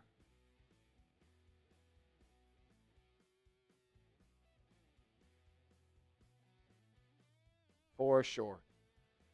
Let's see. Kevin in the chat. Paul George came to a team without a point guard and he got injured to give him a break. Well, that's what I'm saying. Like, I'm willing to give him another year. It was a tough situation, right? Tough situation. But when he was out there, he didn't look good for a lot of the time. Now, when he was playing towards, like, December, January, especially when we got into January, he did start playing well, and then he got injured again.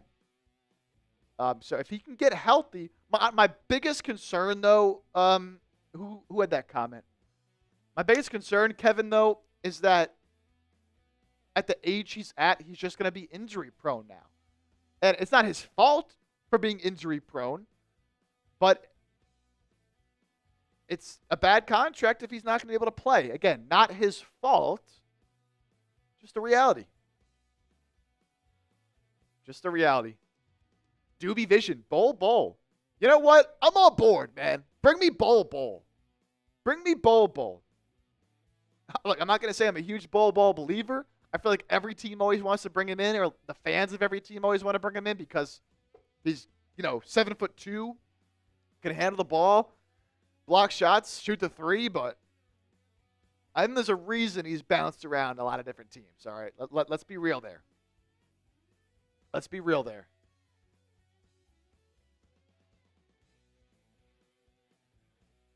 Oh, wow. Blockbuster. This is a Blockbuster trade. We got a big-time trade. Trade alert. Wow. Big-time deal as Michael Porter Jr. is heading to the Brooklyn Nets. Cam Johnson going to the Denver Nuggets. It'll be Michael Porter Jr. and a completely unprotected 2032 first going to Brooklyn. Cam Johnson is headed to Denver. There's been a lot of speculation on both of these guys being moved. Man, now who I wonder who wins this deal, right? Like, I think Cam Johnson's probably the better player, which is why the Nuggets have to give up a first-round pick in this situation, also on a much better contract. Also on a much better contract. So Cam Johnson's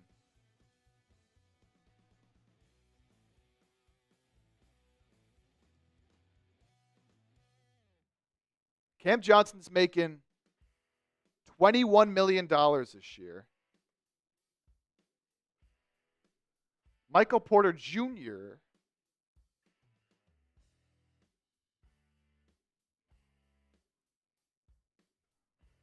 Let's see. I know he's making more than that. Because this could be big for the Sixers, actually. This could actually impact the Sixers. Yeah, Michael Porter Jr. is making $38 million. So that's, what, $17 million difference? Brooklyn takes on a first-round pick to take on the Michael Porter Jr. contract. I do think Cam Johnson is a better player. I think a better fit. Still a really good shooter. Also not a great defender. Not as good of a rebounder as Michael Porter Jr., but I think a better offensive player, a more efficient offensive player. So I think Denver wins this trade, but it's close. They do have to give up an unprotected first in 2032. That's a little bit sketchy. But when it comes to the Sixers, I saw June. Shout out June in the chat for knowing ball. Does this limit the amount the Nets can pay a guy like Grimes? Look, they're taking on an extra $17 million in this deal. So Yeah, that will impact if they wanted to give Grimes a contract. That's less money they have to play with. I'm not sure if they still have exactly enough money to give Grimes like $25 million. But that is a pretty big time deal. And, kind of expected, as we've heard a lot about the Nuggets trying to move off of Michael Porter. Who won the trade?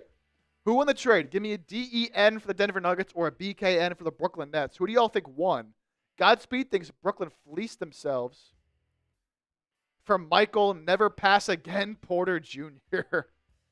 Yeah, look.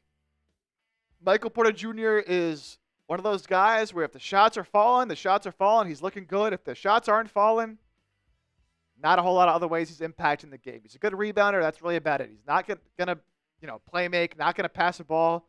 A lot of the times he gets the ball, it's going right up, baby.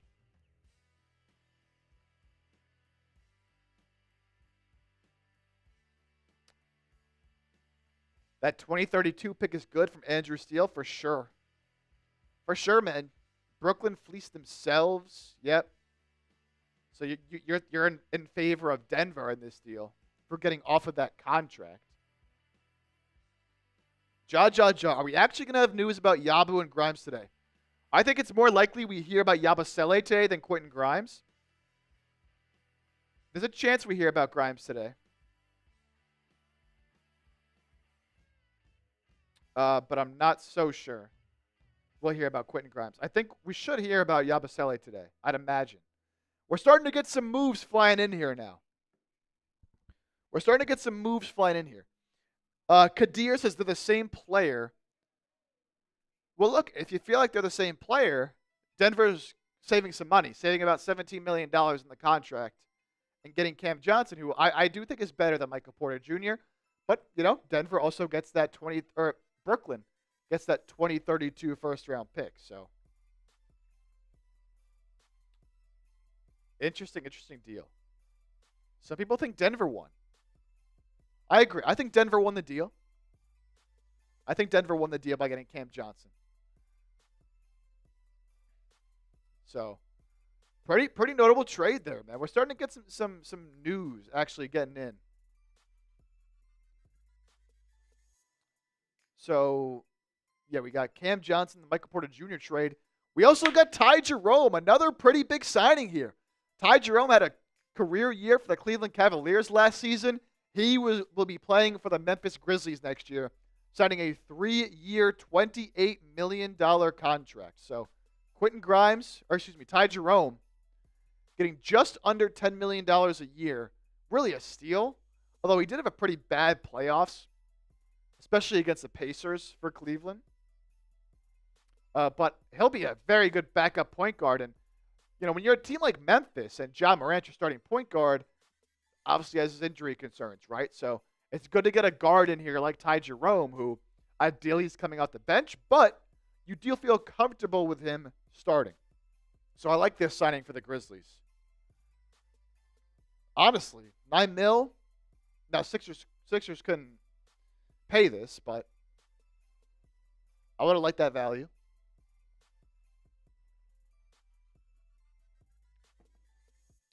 I would have liked that value for sure. All right, we're finally getting some news in here, man. I love it. This is what this is supposed to be.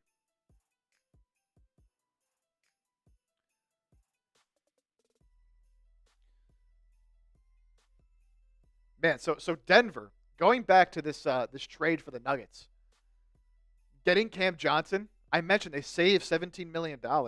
They now have their full mid-level exception to target another player. So you got to factor that in my opinion, that Denver now opens up the money to bring in another player on the full mid-level exception. So they could add another significant piece here all of a sudden. And I think you got to factor that into the trade. I think Denver comes out as winners if they can use that mid-level exception in the right way. Mike Race, Denver wins, but MPJ has the green light all day. Dude, Michael Porter Jr. is going to take so many shots for the Brooklyn Nets. It's going to be absurd.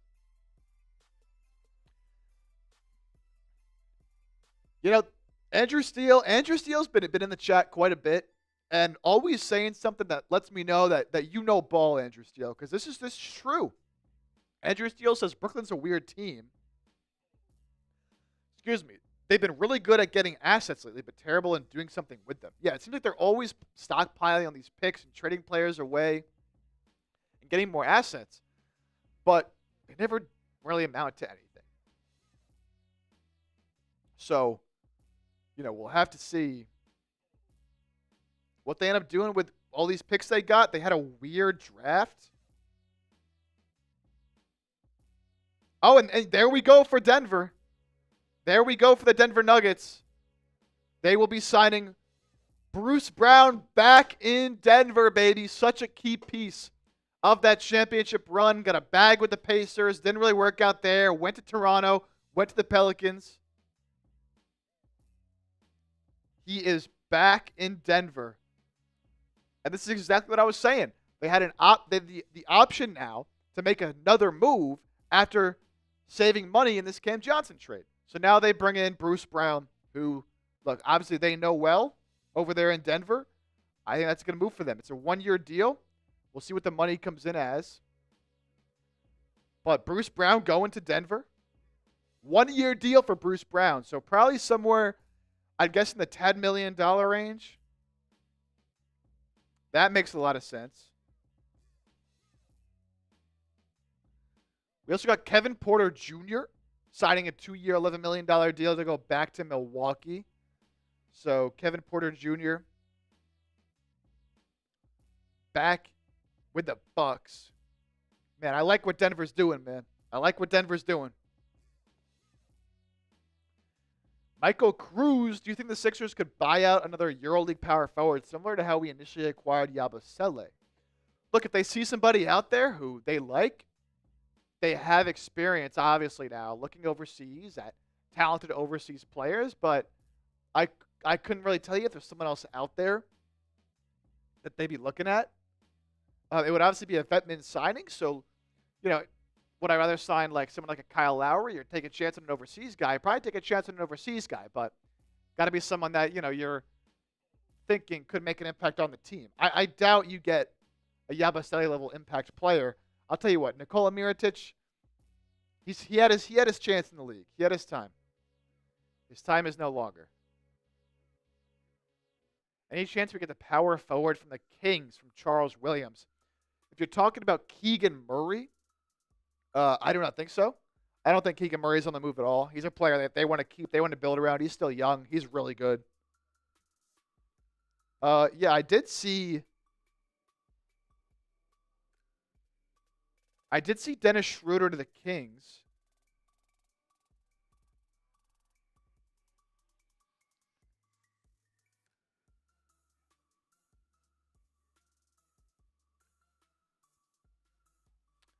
We're getting another signing here. Kevon Looney.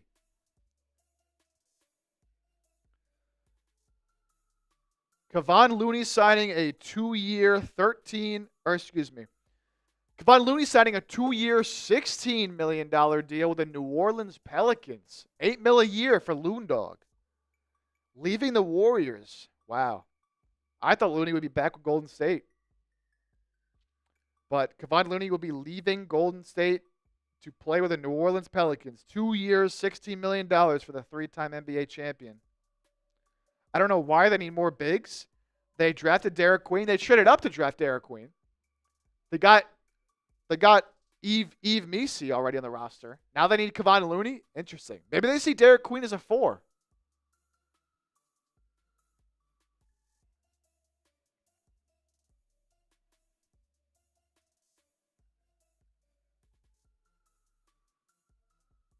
So we're seeing some more moves now.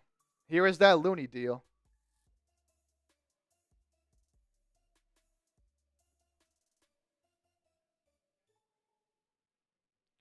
So the Schroeder deal did happen, right?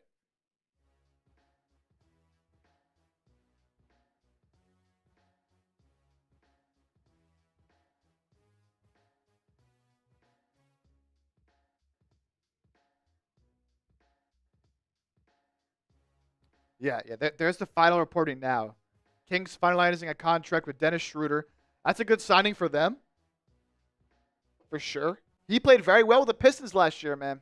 Did Dennis Schroeder. A lot of signings, but nothing happening for Philly. A lot of signings, but nothing happening for Philly.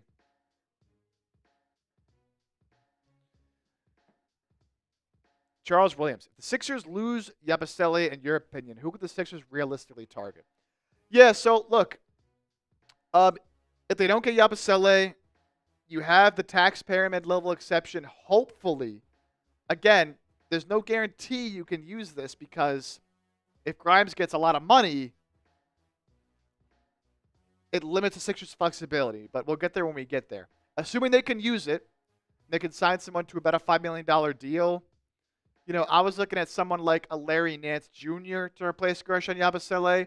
A Trey Lyles could be a stretch 4. A Chris Boucher or Precious Achiuwa to play 4-5 hybrid. They have some positional flexibility.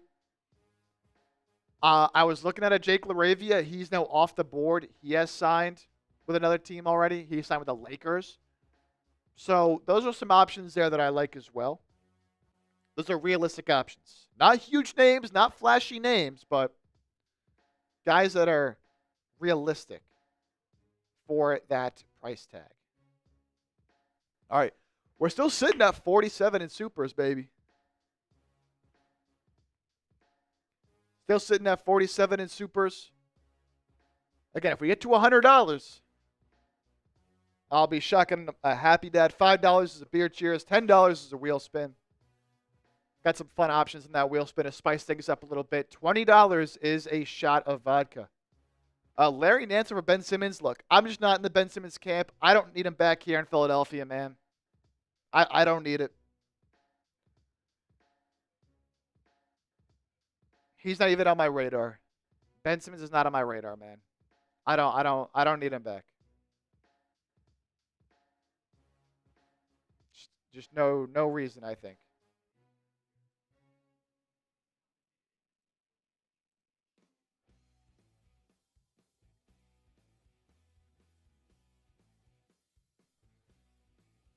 Ben Simmons is not a winner. And look, he also has his injury concerns.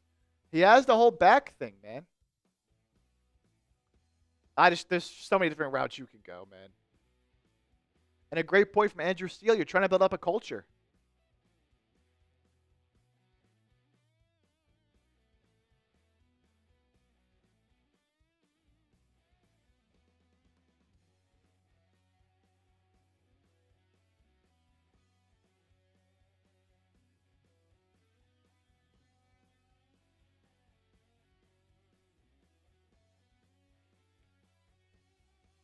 You bring in a high character guys like VJ Edgecombe and Janai Broom to build up this culture, which the culture has been such an issue for the Sixers for so many years. So, no to Ben Simmons. CB the one. What do you think about 76ers bringing in Kuminga? We do need a wing. They can't afford Kuminga. They cannot afford Jonathan Kuminga. Even in a sign-and trade, because of the way the salary works for Golden State, Sixers can't afford it. I don't know if I like it anyways. I don't think Kuminga's that good of a player. Especially not the money he's going to be trying to ask for. Y'all think Joel is good for this culture? It's a tough conversation, man, because he doesn't come off as a great leader at some points, for sure. But, dude, he's been through so much with this organization. He's been with this team for so long and dealt with so many injuries. You know, I don't think I've really heard very many times that Joel's a toxic teammate. Now, there's been reports of him, you know, showing up late to certain workouts or practices. It's not ideal. And yeah, look, I see what y'all are saying. Building a culture with an injury-prone Joel is crazy. Joel's horrible for the culture, honestly. I've always been a Joel guy. I'll stand up for him, and I'll be honest. when, he's also not doing the things he needs to be doing. So does he have to be a better leader? Yes. That kind of sets the tone. But I think he's also kind of affected by the situation around him a little bit more than you would like him to be. So if the Sixers put a good situation around him where the vibes are a little bit better and there's better high character players around him, that can push him to be even better. So that's where I'm at.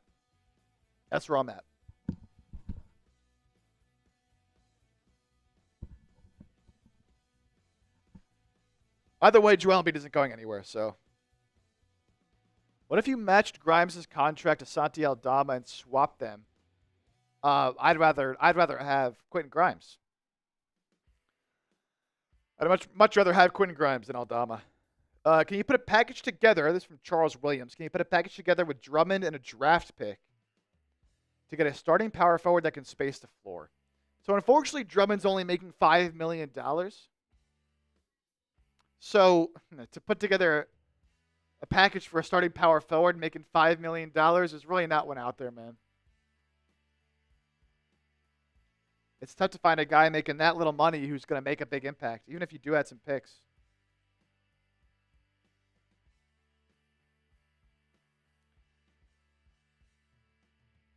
Some more moves flying in here. So we showed you all the Kevon Looney move. We're getting a big deal for the Spurs. Luke Kornet cashes in, formerly of the Boston Celtics, signing with the Spurs on a 4-year, $41 million deal. So Spurs have been looking for another center to pair with Wemby, to play alongside and to back him up at times. So Kornet was really good for the Celtics this past year. They couldn't afford him. He gets $11 million, or about $10 million a year about with the San Antonio Spurs. And Andrew still makes a good point. That is pretty big for Yabusele potentially returning. Now, I think the Spurs could still afford Yabu if they wanted to.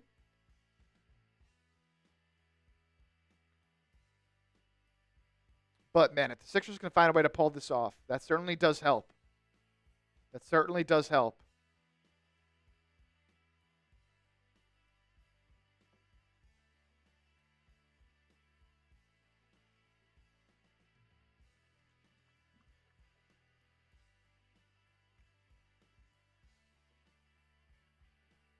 Ah.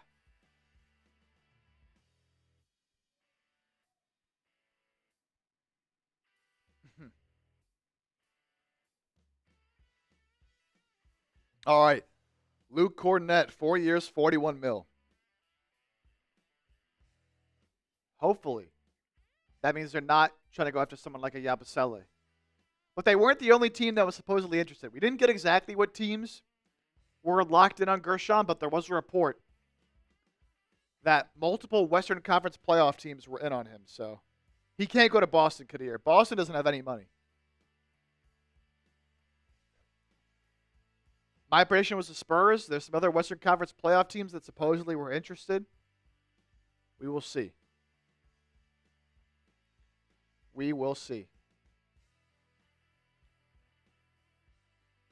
All right, we're down to 80 subscribers away from 23K. Can we get there tonight? Hit that sub button. Sixers news every single day. In a busy offseason, you want to be in the know. From a Sixers fan to fellow Sixers fans, I try to give you all the best content I possibly can. So hit that sub button, join the channel, lock us in. Live streams like this for free agency, for the draft. We'll go live for some games. Anytime there's breaking news, we always got it for you right here. So hit that sub button, lock us in. Let's get to 23K tonight. Cheers to all the real ones who are joining us here today. And let's hope that we see Quentin Grimes returning to Philadelphia pretty soon.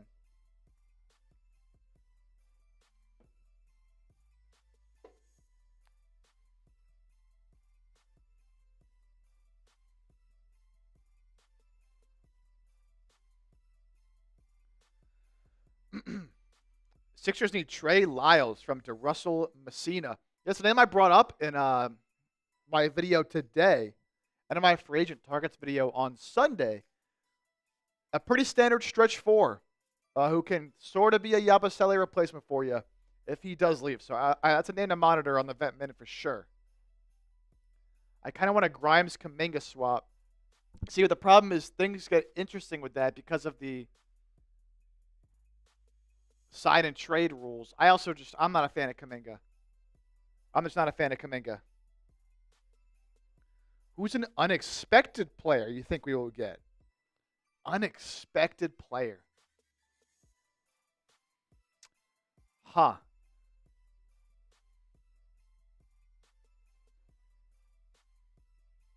I'll throw a name out there. Unexpected name, Tyus Jones. Maybe Daryl Morey feels the Sixers need another playmaking guard off the bench.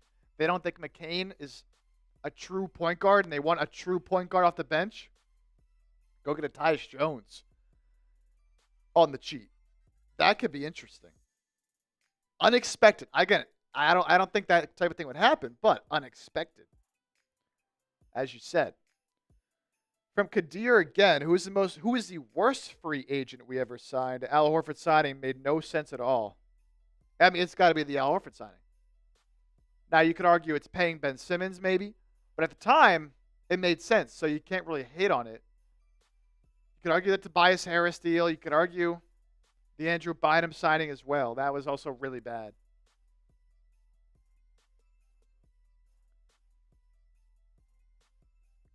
So those are some options as well. Oh, nah. Damn. All right. I had Clint Capella as a name that could potentially sign with the Sixers. He got a lot more money than I anticipated. Clint Capella returning to the Houston Rockets. Of course, he played last year with Atlanta, but previously with Houston. Clint Capella going to the Houston Rockets on a 2-year, $29 million deal. Or, excuse me. Clint Capella signing with the Rockets on a 3-year, $21 million deal. So Clint Capella gets, 21.5 over 3? $7.1 million, so not too much more than I thought, but Sixers can't go over 5, so. Just a bit more money than I thought. A guy I would have liked as a backup center, but he'll go to Houston. They got a lot of centers there, man. Alfred Şengün. They re-signed Steven Adams. They bring Clint Capella back in. So a center option off the board for Philadelphia. And another signing, Caris LeVert, was also with the Hawks last season. I'm kind of surprised he didn't stay with Atlanta. He'll be signing with Detroit. 2 years, $29 million. So $14.5 million per year for Caris LeVert in Detroit. This, to me, is their Malik Beasley replacement. Malik Beasley was really, really good for them last season. They were going to re-sign him and pay him a solid contract. But then he gets these gambling allegations that the league is investigating, so I think they're going to be moving on from Malik Beasley. They'll bring in Caris LeVert, who's not as good of a three-point shooter, but I think a little bit more of a versatile scorer than Malik Beasley, who's really just a three-point shooter.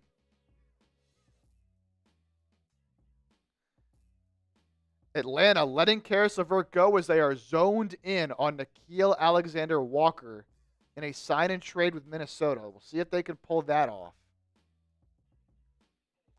Malik Beasley to Philly for the vet min. Hey, look.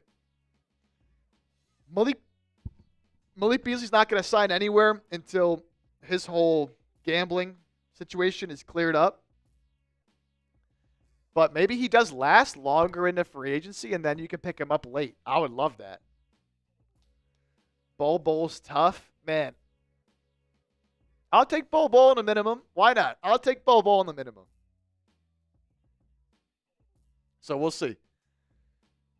Bol. A fan favorite, it seems like, here on the stream. All right, we're finally getting some moves here now. We could recap all the moves that have happened today, or really since free agency has started. So, the free agency period today started off with Jaren Jackson Jr. signing a 5-year, $240 million extension with the Memphis Grizzlies. The former Defensive Player of the Year, All-Defensive Player, getting nearly $50 million a year, $48 million a season with Memphis, average annual value, a big-time contract for one of the best defenders in the league. The Grizzlies also pay up to re-sign Santi Aldama at $17.5 million a year. A talented player, no doubt, gets a solid bag to stay with Memphis.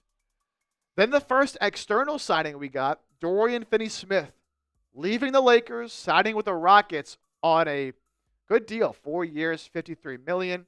Paul Reed re-ups in Detroit, former Sixer, of course, out the mud, B-ball Paul. 2 years, $11 million with the Pistons. Cam Spencer, 2 years, $4.5 million with Memphis.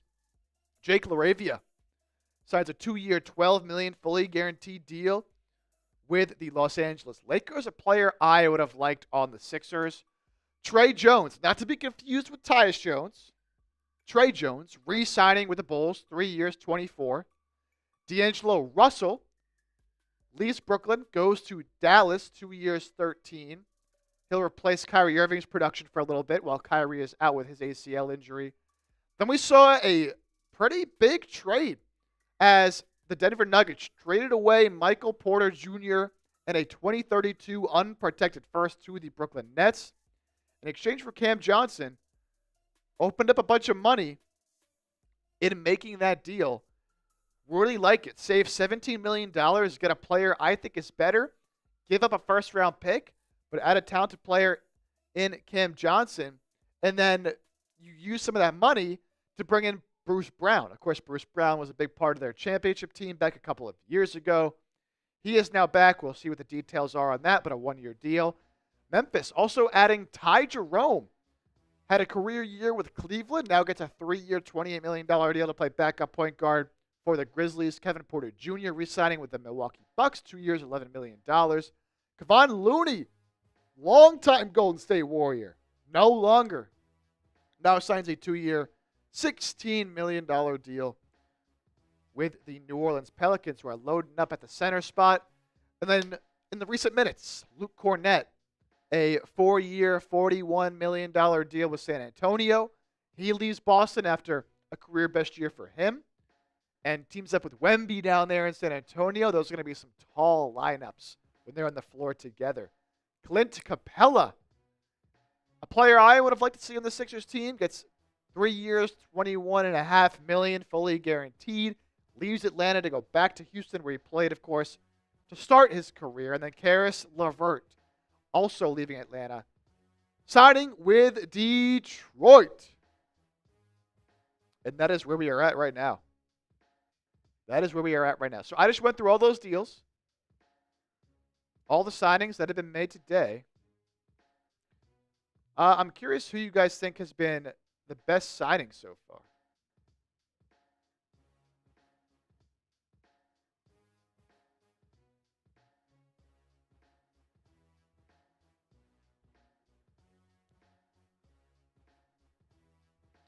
Who has been the best signing so far?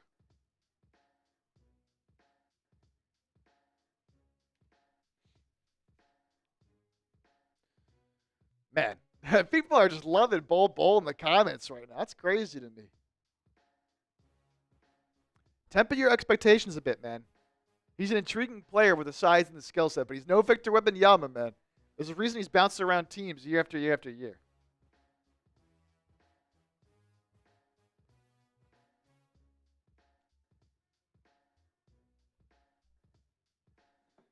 Keeping an eye on in case we get any Sixers news notifications. Nothing on the Sixers yet. I imagine Philadelphia wants to take care of Quentin Grimes first before they make any other moves. CB the One, Precious Achiuwa, is certainly a name Philadelphia could consider. He's a name I pointed out in my free agent targets video as well. A backup 4/5. He can play both positions.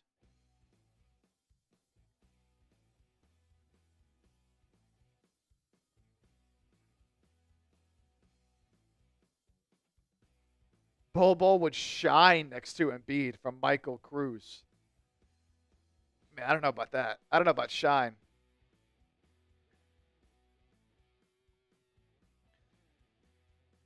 Dread Taylor, I subscribe because you're giving me what I need. Quick updates. Keep it up. Appreciate it, man. That's what we try to do here on the show, man. And that's why you should subscribe if you have not already. Fast updates, especially in a situation like this where it's free agency. Always trying to be on top of things. Give you all the most up-to-date news. And that's every single day as it relates to the Philadelphia 76ers. So, what we strive for, baby. We appreciate y'all hanging out. Appreciate you hanging out. Appreciate you subscribing. We really appreciate all the real ones. Cheers to everybody hanging out here with us as we are about 2.5 hours into our stream and about an hour 40 minutes into NBA free agency. No moves yet for Philadelphia. Now, if you have missed it, if you haven't heard and haven't been keeping up with what the Sixers have been doing over the past few days, Andre Drummond did opt into his player option. 1-year, $5 million deal. The Sixers did re-sign Justin Edwards, give him a new contract, a new 3-year deal. We don't quite know the details on that contract yet, but it is a 3-year contract. And then Kelly Oubre accepting his player option as well for $8.3 million. So that's all we've kind of seen so far with the Sixers, all of that happening in the past couple of days here. Oh, that is what we have seen so far.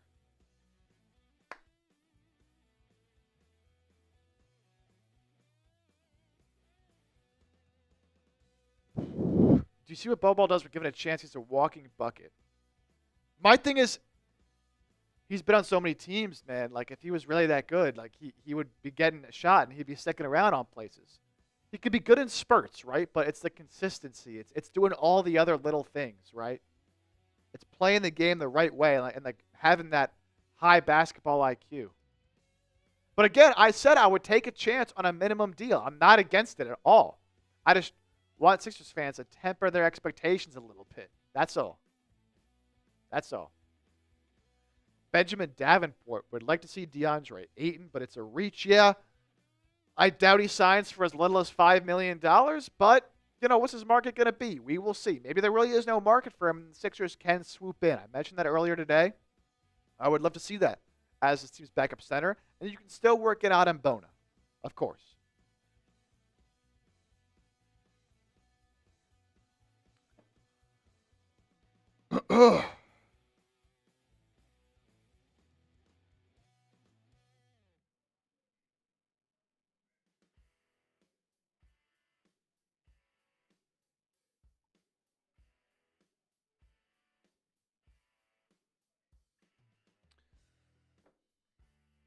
Ayton's success is a second contract. Ayton. Yeah, DeAndre Ayton got that second contract from Portland and really dropped off. What about Brogdon if Grimes doesn't sign? Look, if Grimes doesn't sign, you got a whole nother issue.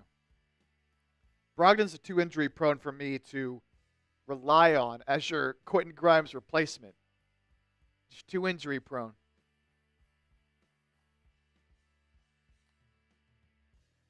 Sixers should move Grimes to the small forward so McCain can move to their shooting guard spot. The Sixers, I don't think the Sixers, and Daryl Morey has talked about this himself, they don't love McCain and Maxey on the floor together for extended periods of time.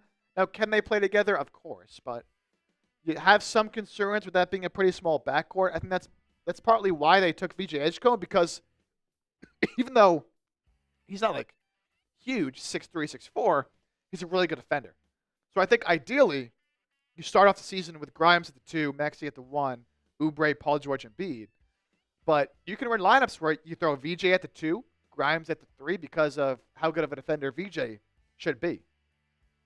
But I don't love Maxey, McCain, Grimes. I think you're a little too small, and having both those guys out there, the perimeter defense is a little too weak for me. But doesn't mean you can never run that lineup. Just not the lineup I would run heavy minutes. For sure. Ayton to the Hornets, they need a big. Ayton to the Hornets makes a lot of sense. Ayton to the Lakers makes a lot of sense.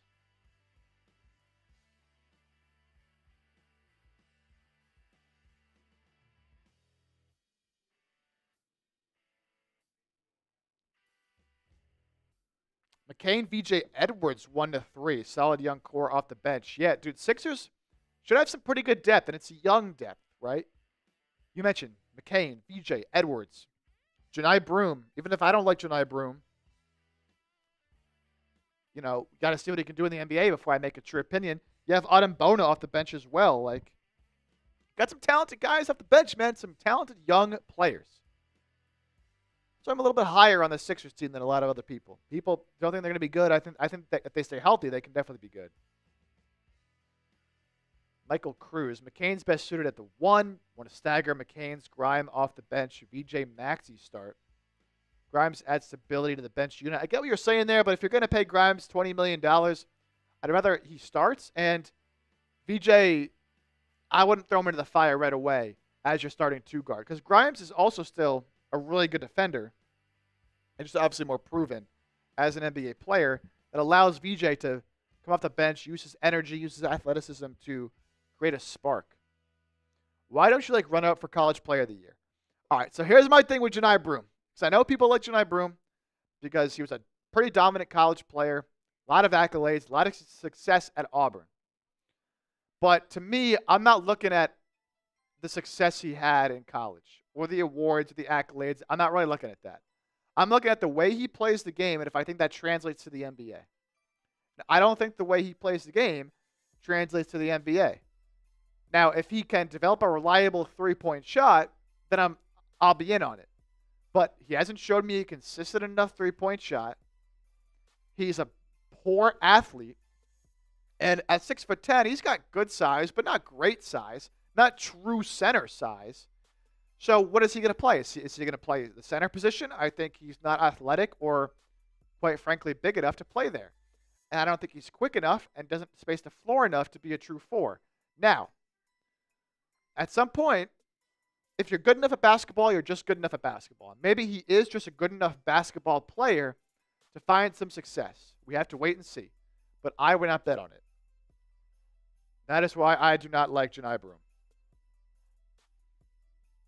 I agree that athleticism is not an instant guarantee of success, but it's the combination of the lack of athleticism with the lack of a three-point shot, with me not thinking that his skills in college, which was offensive rebounding, scoring inside, are going to translate to the NBA. Now, he's a good passer out of the post. He can make the right reads. He's a smart player, which does matter. And he's experienced, which does matter. He's a good character, which matters. He always plays hard, right?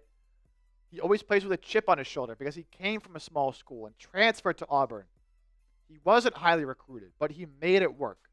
So those are the things he's got going for him. I'm not counting him out entirely. But I'm not betting on his success. My take on Adem Bona, see, I like Adem Bona.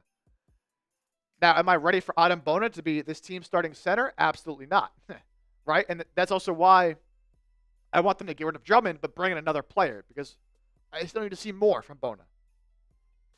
But he also plays extremely hard at all times. He is a superb athlete who also shows his flashes defensively. Now, he needs to become a smarter defensive player. He does foul a lot, which is very common for a young player. But he's also a good free throw shooter. Now, I don't think he'll ever be a three-point shooter. But despite him being undersized, which is an issue, he has the athleticism to make up for it, right? So I really do like Adem Bona as a long-term backup center. Do I think he'll ever be a true starter? I don't think so. But he could be a really, really good backup. Excuse me. Jason Hobson. Hey, Jake, such a big fan. What's your take on LeBron? Appreciate you, Jason. Shout out to you. Appreciate you watching the show. So, yeah, there was some LeBron James rumors earlier because his agent, Rich Paul, said that he sees the Lakers are kind of in a rebuild-ish kind of mode, focusing on the long term with Luka. And LeBron, he said, is more focused on winning a championship now. So that raised some speculation that LeBron could be requesting a trade. Look, I don't think LeBron's going anywhere. I think he's going to finish his career with the Los Angeles Lakers. But Sixers do have the Paul George contract. could maybe figure out a way to do a swap there if LeBron does request a trade. But at this point in time, I don't think LeBron's going to be requesting a deal out of LA. So that's where I'm at. MPJ to the Sixers. Adam, MPJ got traded to the Nets, man. MPJ got traded to the Nets.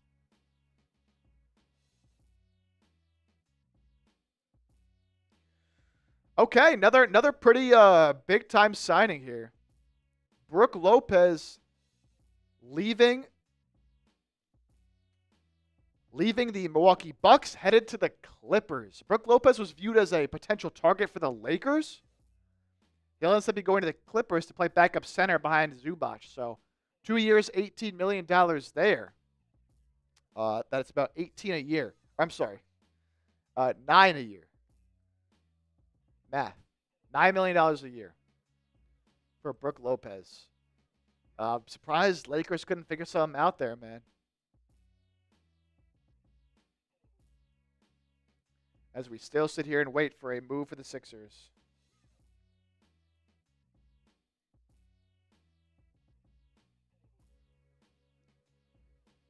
Lakers probably going to pivot to DeAndre Ayton now.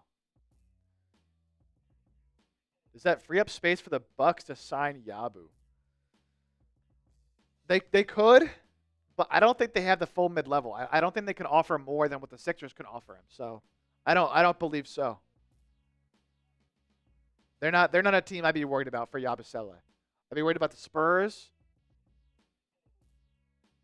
That's really the one team that we've gotten reported on.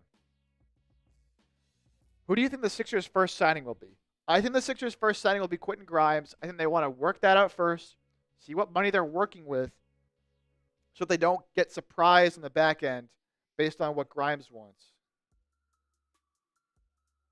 So I think Grimes is the priority.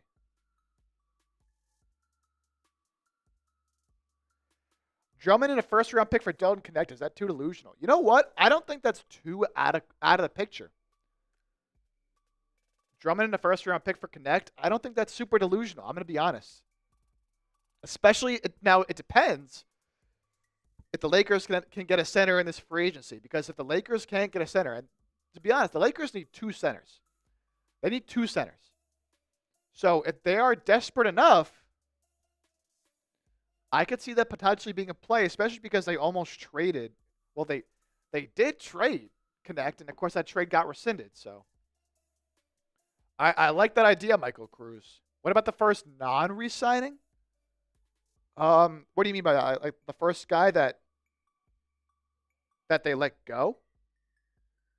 Because Eric Gordon declined his player option. The Sixers declined the team options of Jared Butler and Lonnie Walker, so they will both not be returning to Philadelphia next season, if that's what you mean. Is it true Yabusele just got a new house in Philly? So that's the report on Twitter. We've seen that on Twitter that Yabusele and his family got a new house in Philly. Now, I can't 100% confirm that that's true. But if it is, certainly something to keep in mind. What's the plan after getting Grimes? The plan after getting Grimes is really see if you have enough money to give Guerschon Yabusele the mid-level exception at $5 million. If you have enough money, offer it to him. See if he takes it, right? If he doesn't take it, then see if there's somebody else you can offer that exception to. I'd be looking at a replacement stretch 4, like a Trey Lyles and Amir Coffey. Somebody like that, a Precious Achua, a Chris Boucher. Someone that can play the 4 for you in a need. I like Mo Wagner. DC Marley bringing up the Mo Wagner name. That would be honestly an amazing signing. I'd be surprised if he doesn't get more than $5 million, though. I think I'll probably sign for more than $5 million. Which is, again, $5 million is a number the Sixers have for anybody other than Grimes. So I'd be surprised, but if he's available at $5 million, I would love that move of bringing in Mo Wagner. Why is this a show if the Sixers, as if the Sixers are signing anybody? Well, Deshaun, Tyler, the Sixers do need to re-sign Quentin Grimes. That's very, very important. And they still have other spots to fill. They'll sign guys to veteran minimum deals and to small contracts. And we cover everything here, right? We don't just cover the big moves or the most noteworthy stuff. We cover everything. So anything that happens, we want to be sure that we're on it, man. So that is why. That is why.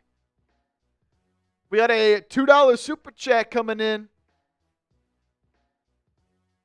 Shout out to Great Bogus. I think that's how you say that. I believe that is how you say that.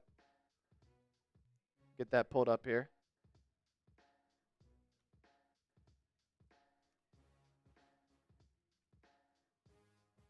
All right, here's that too. Great Bogus, Great Bogus. One of the two, I'm sure. I thought Lopez was going to the Lakers. Yeah, that was all the talk that we've been hearing really past week or so, is that Brook Lopez was going to be a target for the Lakers, but the Clippers come in and steal him, baby. Clippers come in and steal him. Yabu posted a new home on his IG 6 days ago. Wow. So, yeah, a new home. Buying a new home in Philly, I mean, that's pretty notable, man, for Yabusele. So, it's just the financials are just so hard to work out.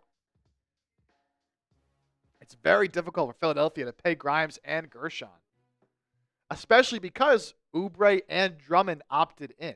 Now, maybe the Sixers are working on a Drummond trade to give themselves some more room against that second apron. That's could be the holdup, I think. Who will be our first signing of a new player? I see what you're asking. Okay. I'm going to guess external player they bring in. Man, calling my shot here among some of these lower level guys is tough.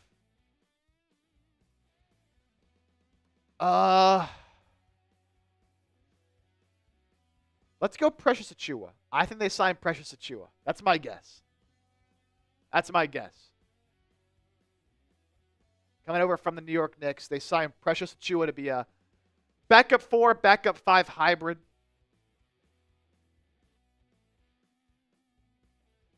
Appreciate that $2 super chat. Great Bogus. We appreciate everyone who, sends in like a little donation of sorts to the show. That $3 super chat puts us up to $49. Now, if you didn't know, every time you send in a super chat, of course, it goes a long way to helping the show, but we also like to do something for every amount. So you send in a $5 super chat, I will give you a beer cheers and take a sip of my beer. I'll give Great Bogus a super chat for that $2, so cheers. Every $5 is a beer cheers. $10, we have a wheel that has different outcomes on it, like having a chug of beer, getting to talk about whatever player or team you like to talk about. It can land on many different things. Taking a shot as well. So you send in $10, we'll spin the wheel for you. If you send in at $20, I will just take a shot of vodka right away. No questions asked. I got the Tito's right next to me.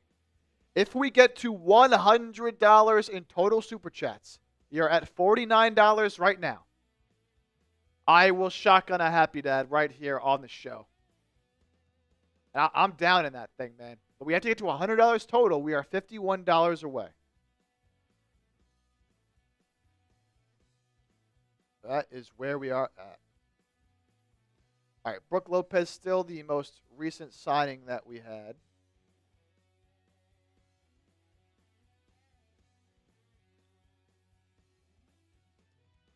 I just read Spurs may be out on Yabusele from Mike Race. I'm not seeing that anywhere. Now, they did sign Luke Cornett, so there could be some speculation that would mean they're out.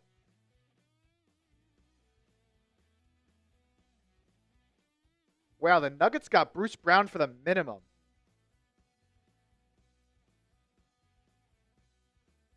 That is surprising.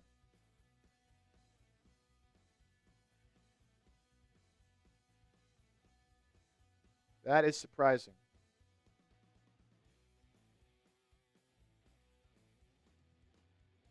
Okay. Yeah, nothing since the Lopez signing. That is where we are at. Warriors reached out to DeAndre Ayton. I could definitely see Ayton going to the Warriors. Look, he'll have a market for sure because he's not making $30 million anymore. Nobody wanted to trade for him because he was making $30 million. But now you can sign him to 5 to 10 mil. Jason Hobson. What do you think happens if we don't sign Grimes? Well, that would be a disaster. I think Yabusele would definitely be back if you don't sign Grimes. The Sixers would be able to use the full mid-level. And you might even be able to sign another player. So it would be a big disappointment if you can't retain Grimes after what he showed this past season. But in the scenario, I think Yabusele is back 100%. And then you could probably bring in another decent player at that guard/forward spot. Is DeAndre Jordan still in the league? I don't even care, to be honest. That's how little I'm worried about DeAndre Jordan, man. If he's still in the league, keep him far away from Philly. He was with the Nuggets. So I think he is.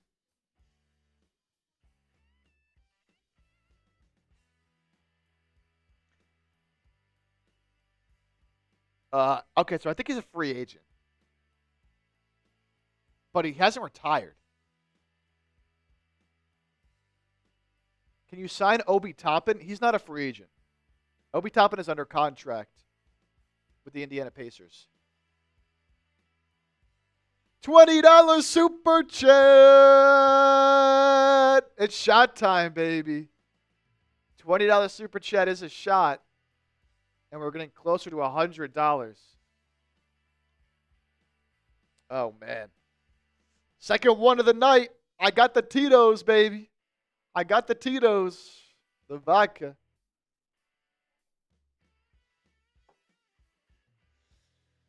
Coming from my dad making me take a shot. Unbelievable. Do a shot. Joel just retired. Oh, man. Could you imagine we just got a Joel Embiid retirement right now? Joel did not retire. But he might be close to, let's be honest. All the injuries that are piling up for him. Ooh. Cheers, y'all.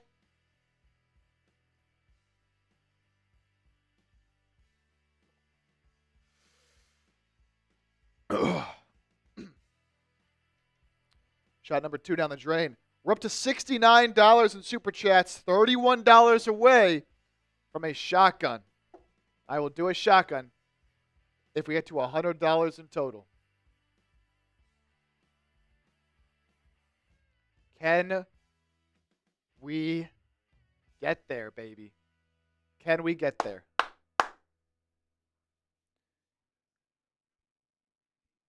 Trade Drummond, get what back? I don't think you get much back for Drummond, man. I don't think he has much value around the league. And he's only making $5 million, so you had to trade him for a player who makes the same. Now, maybe someone brought up a Dalton Connect trade earlier. That could be interesting. You trade Drummond in a first-round pick, bring in Dalton Connect. I would be down with that for sure. The Lakers are about it. Oh. Andrew Steele. Got to do double shots to represent the Sixers being near the second apron. Now, I'm good, man. I'm good. Although we do have on the wheel. Again, it's $10 to spin the wheel here. It can land on 50% off. So if it lands on 50% off, then it's $10 shots. So I would have to do double.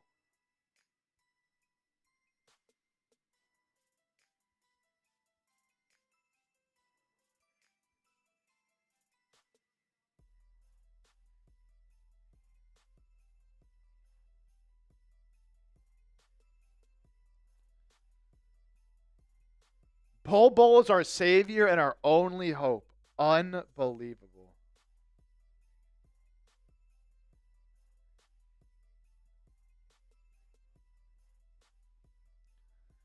I hope, you know what? I hope they sign Bol Bol. That's what I'm hoping for now.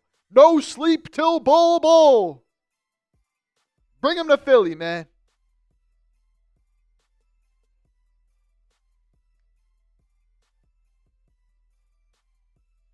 Luka Garza is signing with the Celtics. Luka Garza signing a 2-year, $5.5 million deal with the Celtics.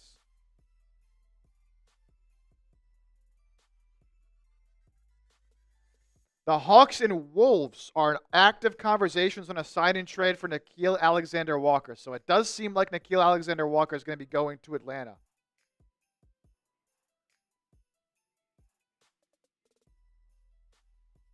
Oh, interesting. So we reported on Clint Capella signing with the Rockets earlier, but apparently the Rockets don't actually have the money to make the deal. So they either have to do a sign and trade with the Hawks for Capella or a sign and trade with the Lakers for Dorian Finney-Smith to open up more money. That's interesting. But Capella, you'd think, will still end up there. Maybe it falls through. Maybe it falls through. Do you think we trade Kelly or Drummond to free up cap space? From Roman McGee. Ramon. Sorry, not Roman. Ramon. Ramon. I think they end up trading Andre Drummond away to free up $5 million in cap space. I don't think you need Drummond on the roster. Which wasn't very good last year. You have Adam Bona. And you need every dollar you can get.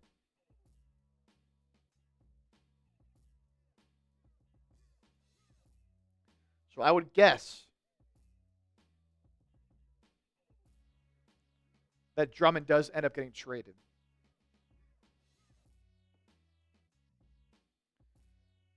So here's the latest move. Luka Garza, baby.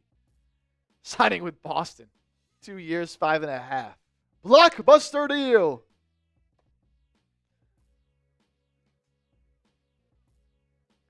Benjamin, Sixers front office better holla at Howie for tips.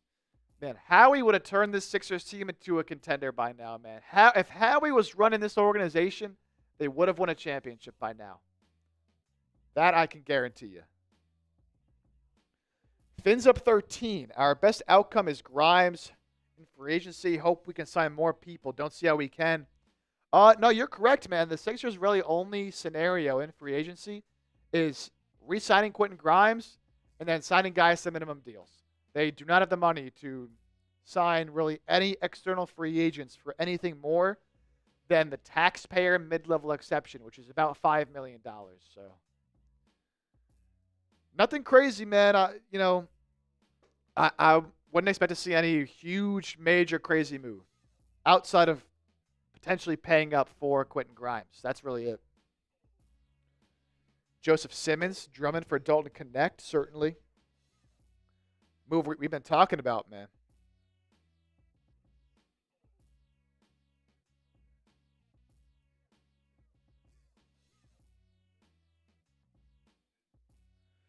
All right, it's official. We just talked about it. The Hawks and the Timberwolves being in conversations on a sign and trade for Nickeil Alexander-Walker. The deal is done. Nickeil Alexander-Walker signing a 4-year, $62 million contract with the Atlanta Hawks. This will be a sign and trade. So we'll see what Atlanta sends back. But a pretty substantial deal there for Nickeil Alexander-Walker. Right at $15.5 million average annual value. So that'll be right at where the non-taxpayer mid-level exception is. That's a really, really good addition for Atlanta. Nickeil Alexander-Walker is a very, very good player. Minnesota just really couldn't afford to pay him that much money. So Atlanta's added Kristaps Porzingis and Nickeil Alexander-Walker. They added extra draft capital in the draft when they traded down in New Orleans. Atlanta is going to be a sneaky good team. A sneaky good team. I really, really like this signing for the Hawks. Really like this signing for the Hawks.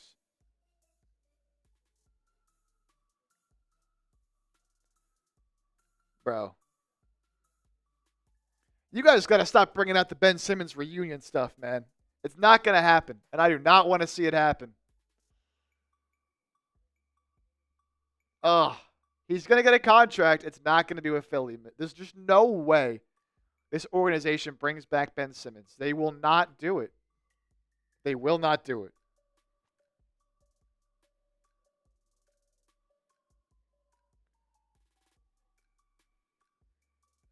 Man. So, we talked about the East being wide open this year with the injury to Jason Tatum, the Damian Lillard injury, the Tyrese Halliburton injury, all tearing their Achilles. The East looks to be pretty wide open, man. You have the Knicks, of course, who going to be a good team. The Cavs going to be a good team. Outside of that, I expect the Sixers to be up there. The Magic are up and coming. The Pistons, now the Hawks. So, going to be some competition, but again, no Boston, Milwaukee, or Indiana really at the top anymore, I don't think. Definitely could change some things. I'm not going to lie, Japoy. You bring up Jackson Hayes and Ty Jones. I'd rather just keep Andre Drummond. I think Jackson Hayes is terrible. And Ty Jones hasn't shown much either. I hope we get Ben Simmons. I can't believe this. We're really talking about Ben Simmons. We might have to talk about Ben Simmons on the show because y'all keep talking about it. I don't want to do it, but if y'all keep bringing him up, I might have to talk about him on a show. I might have to. I don't want to. But y'all might force my hand, man. Y'all might force my hand. What would be worse, a Ben Simmons reunion or a Crumble Cookie Tobias Harris reunion? I think Ben Simmons would be worse. I think Simmons would be a worse reunion, man. I wouldn't want either.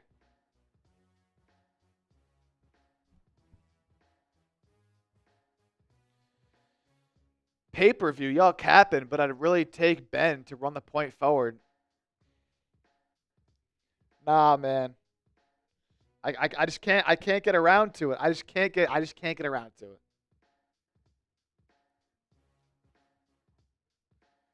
Real basketball heads know what Ben would do for this team. But bro, it's the idea of Ben Simmons. The idea is that he's gonna be able to run your offense as this big point forward and play really good defense and all this and that. He's way too injury prone nowadays. If he was that good, the Clippers would have kept him. It just cannot happen. He's a total liability offensively. He's not as good of a defender anymore as he once was. Even though he is still a good defender, he's not the lockdown defender he once was. And when you have Ben Simmons on the floor, you really have to have the perfect group around him. And I don't want, in the year of 2025, to build my lineup around Ben Simmons. I'm sorry. I don't want to do it anymore. Ben is perfect. The idea of Ben is perfect. And it also comes with the locker room stuff, the drama stuff. How is it going to be? I just can't do it. And again, if he was any good, Clippers would have kept him. He was unplayable in the playoffs for the Clippers. Unplayable.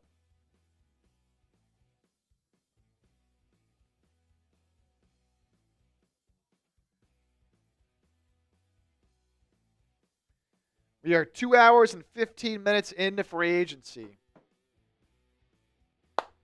And the Sixers have not made a move, man. Sixers have not made a move.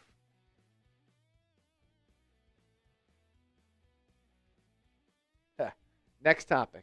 Yeah, I might be done talking about Ben, man.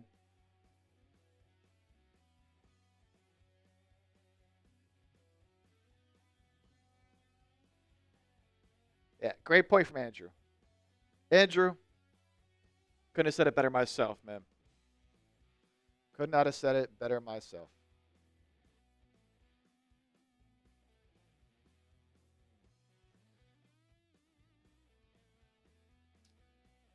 All right, we came into today's live stream under 22,900 subs. We picked up little over 30 subs on today's live show.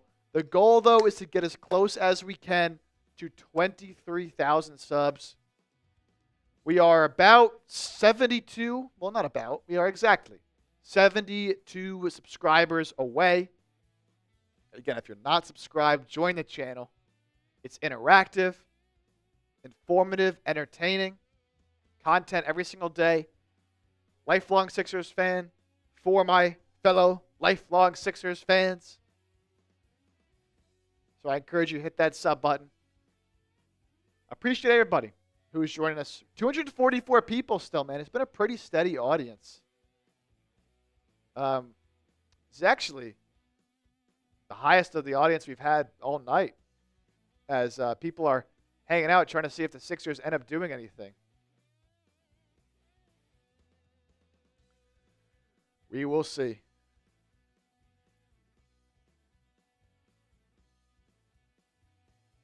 So the Hawks are sending a second-round pick and cash to Minnesota for Nickeil Alexander-Walker.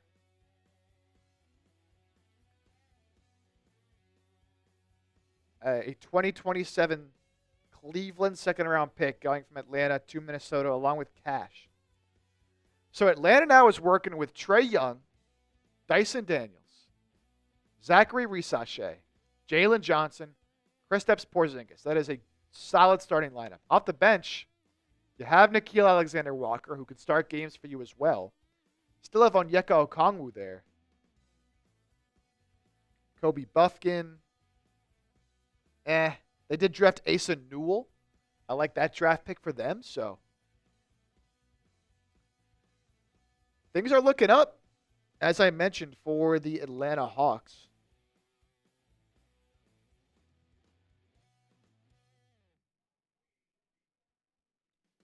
Is Morey going to make a move? Wake up, Daryl.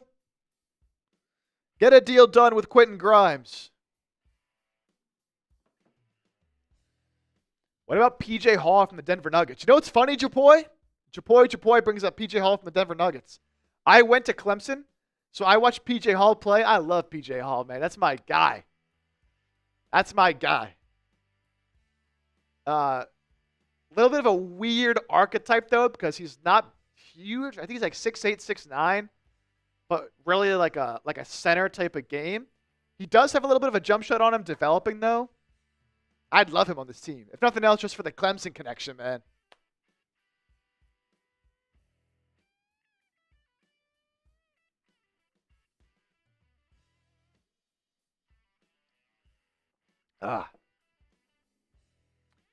Man, Kadir continues to not love the Grimes stuff. Grimes was average when he played with the Stars in Dallas, was cooking with a bad Sixers team.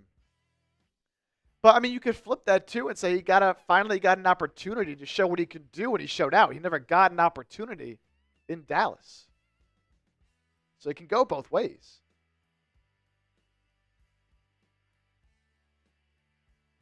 Daryl waiting for other teams to empty their coffers before reaching out to Grimes. Well, so here's the thing, is that there's really no rush for the Sixers to get Grimes because he's restricted. So it's not like they need to get in there and give Grimes the first offer. They're probably trying to save as much money as they can. So see what other teams are offering Grimes, if there are any. You can match an offer. If Grimes accepts an offer from another team, you can just match it. Or if he doesn't get a good offer, you can maybe try to lowball him a little bit, man. I'd probably be shocked if we see Grimes signed tonight. I forget who asked earlier, the player that I thought could be a sneaky signing for Philadelphia. I mentioned Tyus Jones. Unfortunately, Tyus Jones is off the market. Tyus Jones is signing a 1-year, $7 million contract with the Orlando Magic. So, good value there. Another 1-year prove-it deal for Tyus Jones. Crazy Was a top backup in Memphis for a little bit, man, and hasn't worked out for him since.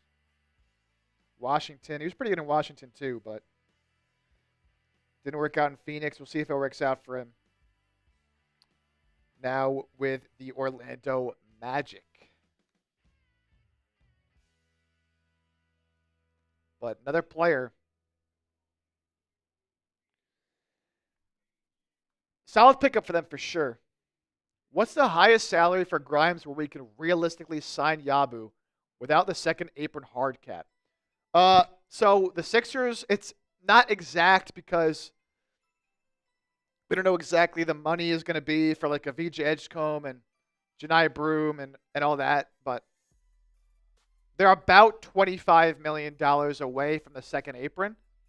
So the max is like $19-20 million, and then you give Yabusele that $5 million mid-level exception. That is like the closest it gets is $20 million for Grimes. Anything over that, there's no shot. Even like 2019, it'll be close. Ideally, it's like closer to 17 or 18.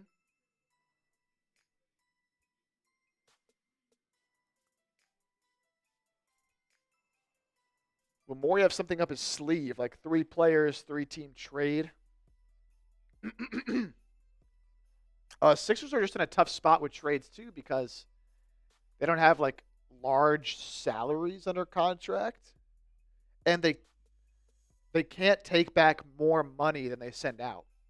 So I really don't think it's going to be anything crazy for Philadelphia, man. I think it's going to be re-signing Grimes. After you re-sign Grimes, do you have enough to re-sign Yabusele? If you do, great. If not, spend that $5 million elsewhere and round out the roster with minimum guys. What do you think of the Morey era? I mean, it's been a disappointment, right? Like, still haven't been able to make a conference finals. They've made a lot of big splashes, made a lot of big moves, and it hasn't been able to work out. So I appreciate the aggressiveness and trying to build these teams around Joel Embiid, but it's just kind of more of the same. More of the same. And, you know, part of that is the injuries to Joel Embiid, which kind of is what it is. People acting like Grimes is him. Look, we're not saying pay Grimes $40 million. Look, good starters in the NBA make 17, 18, 19, 20 million. It just is what it is. I think the minimum he gets is 15. I don't think he gets any less than $15 million a year. I think it's somewhere from 15 to 20. I don't think it's 25. He isn't a good starter. How can you not say Quentin Grimes is a good starter, man? That's crazy to me. That's crazy.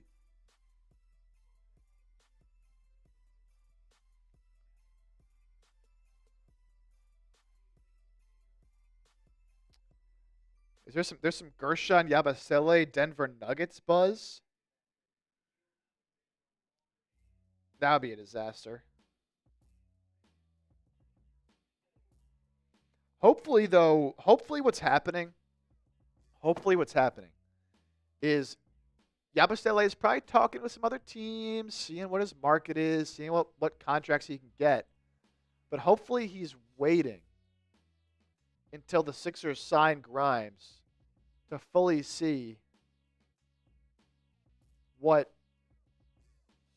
the contract he can get is. You're way too high on Grimes. So, like, what would you pay Grimes? I'm saying I pay Grimes up to $20 million.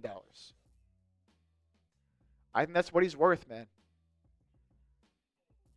That's solid starter money. That's not star money.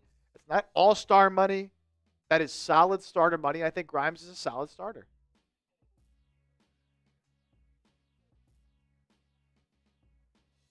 Yeah, you could do what Michael Cruz says as well. Like year one could come in at 14, and then it goes up and up and up every year. $12 million for a good bench player. Man, we just saw Santi Aldama get $17.5 million. Nickeil Alexander-Walker got $15.5. I think Grimes comes right in there as well. 15 to 17 range. But I would give him 20 if you have to. Because you can't just lose him for nothing because you can't replace him. It's not like you get that money back to spend elsewhere. No. That money that you don't have all of a sudden 20 mil to spend elsewhere. You can only spend that on Grimes because you have his bird rights. So you would lose him for nothing and not be able to replace him. Now you could pay Yabusele, but you wouldn't be able to get another external guy for all that much money. Like, it's just, you have to keep him, man. And I think Grimes kind of knows that, and he might be trying to hold out for some more money. But the market is what the market is. I think the market is 15 up to 20.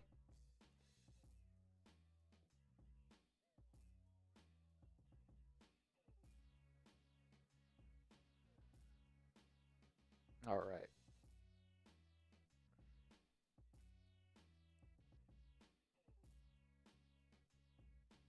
I get the sunk cost fallacy. I get it.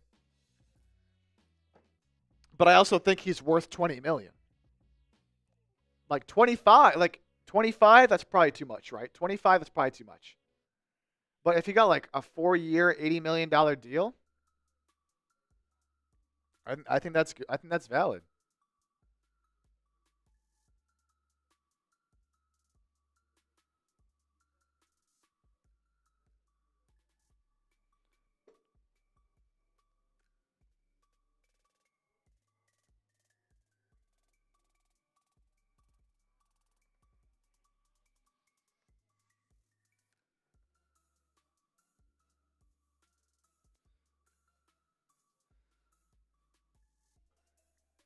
Who said bring back Fultz? Who said that?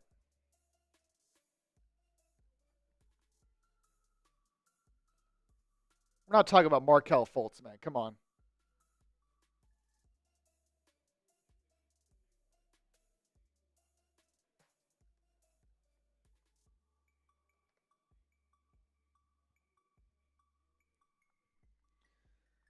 Moves seem to be slowing up a little bit.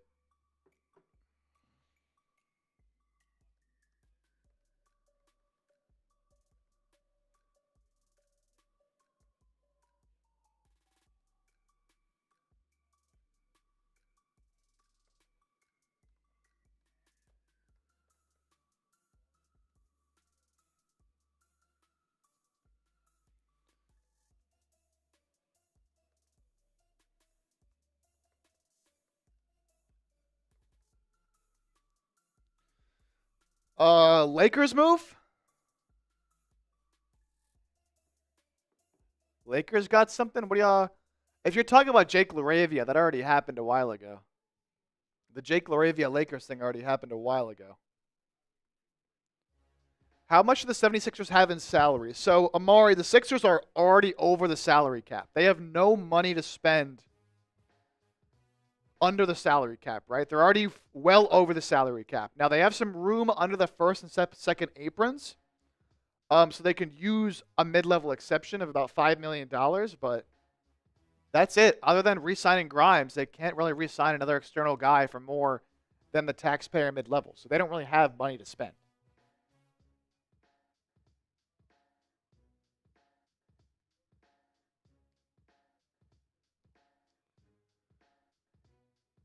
I'm betting closer to the 10-point per game guy he always was.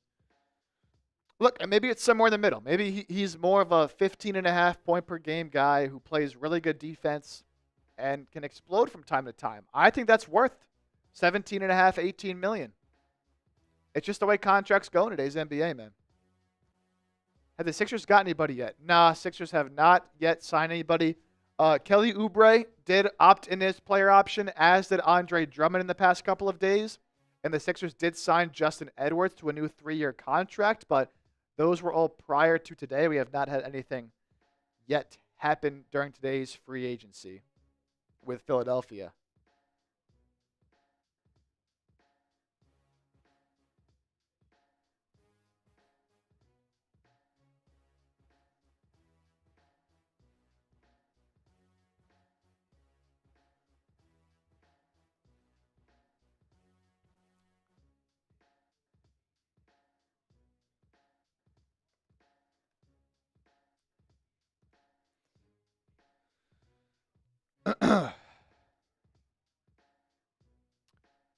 Yeah, so Amari bringing up Kelly Oubre. I think he kind of just is what he is, right? He plays hard. He's a fan favorite. He makes exciting plays. He brings the energy. And you definitely need that out of your role players, right? That's a valuable skill set and, a valuable thing to bring, right? And, he's athletic. He's a good defender, not a great defender. Certainly has his lapses. But the offensive game is just inconsistent. He shoots 30% from three pretty much every year. So it's tough to have a player like that who isn't a reliable three-point shooter and reliable enough on offense out there in critical moments. But he does do a lot of the other things well. So, look, I'm glad he's back. At $8.5 million, that is a very, very good deal for a player like Kelly Oubre. Can you see Draymond and Kelly Oubre trading for a forward?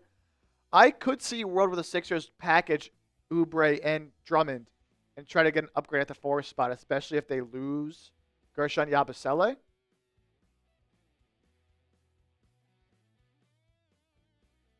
But I predict and I think that Oubre will stick around at least until the trade deadline, and the Sixers can kind of determine where they want to go from there, right? If they want to move him at the deadline, they can. If he's playing well enough, they can keep him and try to keep him around for more of a long-term contract. Drummond, though, I think Drummond's probably headed on his way out of Philly.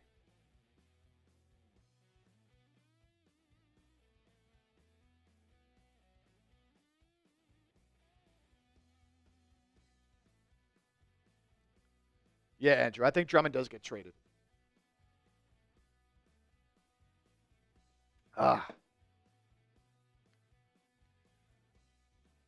Signings are slowing down for sure.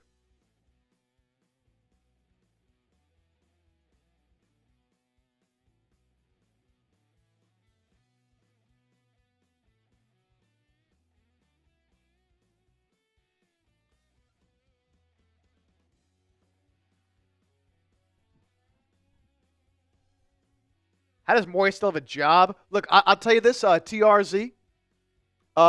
If the Sixers aren't good this year, if they miss the playoffs this year, Daryl Morey's out of here. No questions asked. Daryl Morey is gone. Daryl Morey is gone if the Sixers do not make the playoffs.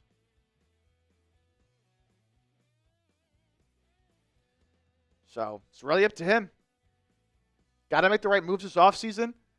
Got to put the team in a position to win games now. Because the East is open. The East is open. If you're bad again, Morey, you're out of here, baby. You're out of here. And Nick Nurse is probably gone too. And I like Nick Nurse. Excuse me, I like Nick Nurse. But at some point, man, you got to see the results. And it hasn't been much.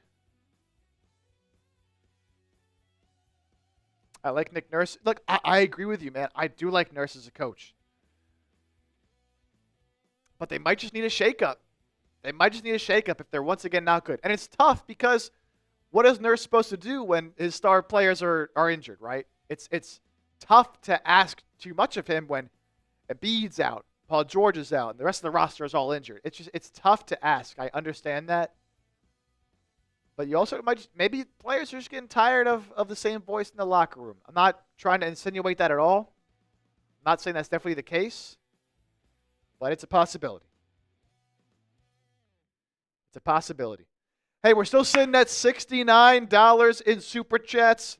I want to get to 100 before we hop on out of here. Probably not staying live for all that much longer, as Sixers are just not making any moves. And the moves are starting to slow down a little bit here. So can we get to $100 on the show? We are $31 away from $100. If we get there, I'm going to shotgun a happy dad before we hop on out, and it'll be the fastest shotgun you've ever seen, baby. So we're $31 away. Of course, anytime you send in a super chat, we really appreciate it. It's like a tip, like a donation. Show some appreciation, show some love, and it helps us out a lot here on the show. And also, if you send in a super chat, get something in return, a $5 super chat, I'll give you all a beer cheers. So every $5 that comes in, I'll give you all beer cheers. $10, we'll spin the wheel. You can get some different fun little stuff on that wheel. That can happen if you spin a 10. $20, I'm taking shots of vodka. And then, of course, as I mentioned, $100 in total. I'm doing that shotgun. But not staying live too much longer here, probably, unless a move does happen. We're just sitting here kind of waiting. Sitting here kind of just waiting. Daryl Morey, get it done.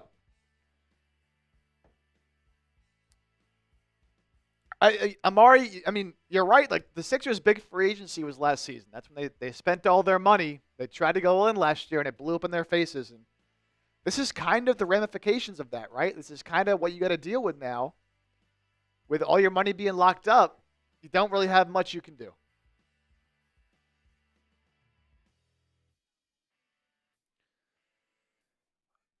Wondercat, I kind of do agree. I see what you're saying. I think if the Sixers are bad once again, I think Embiid is definitely gone.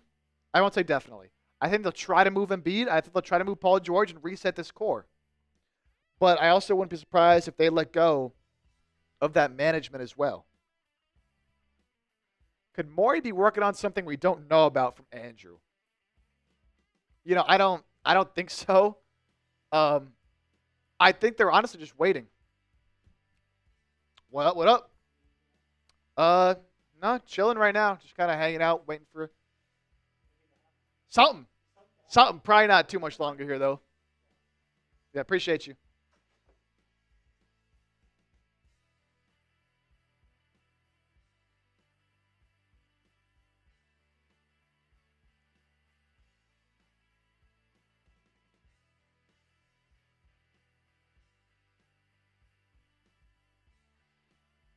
All right.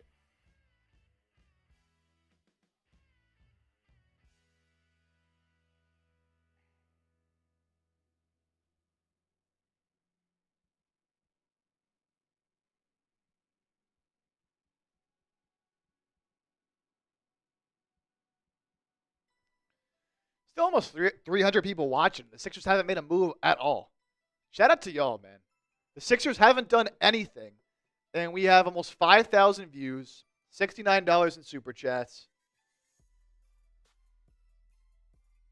Really appreciate y'all, man. That just shows y'all, you might not want to admit it. You might not want to admit it, but you do care about this team, all right? You might not want to admit it. You might not want to admit you're a fan of this squad, but if you're hanging out here coming up on just over 3.5 hours of a free agency live show where the Sixers haven't made a move, I think you love this team, man. Even if you don't want to. Even if you don't want to. Y'all know ball. I appreciate it, man. Much love.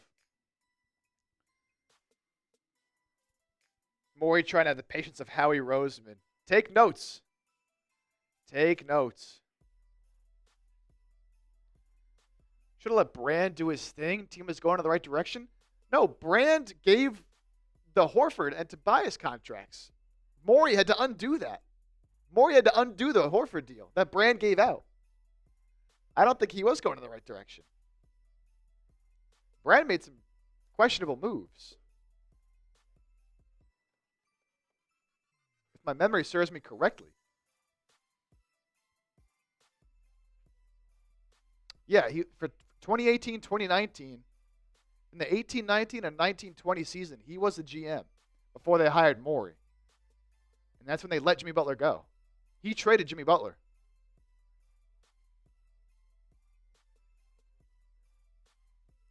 Morey had to clean up all of that. So, but Brand is still in the front office. Just let's see. I just saw that Devin Booker and the Suns are in talks on contract extensions. He's going to get a bag. He's going to get a bag.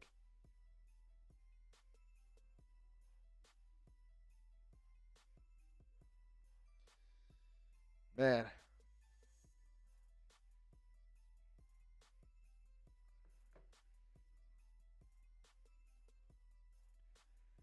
Yeah, Kadir brings up a good point. Daryl Morey does good in the draft. Outside of the draft, Morey doesn't do a great job. But Morey's done a really good job drafting. You have to give him credit for that. He's found some second-round steals. Like, think about Isaiah Joe, for example. Found him in the second round. Now, you got to knock him for not keeping Isaiah Joe around, but that was good talent evaluation. Someone like a Paul Reed, finding Justin Edwards as a UDFA, right? Drafting Maxey, drafting McCain. Like, they've done good in the draft, but it's all the other things. It's all the other things. And look, I get the Paul George stuff. I can't really hate on Morey for the Paul George move because I was a fan of the Paul George move. I wanted it to happen. And you could go back on revisionist history and say he shouldn't have done it. I think most people were in favor of it.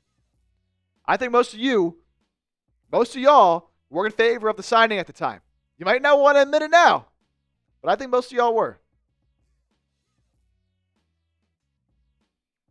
A lot of us probably would have made the same decision to sign him. Just the truth. Just the truth.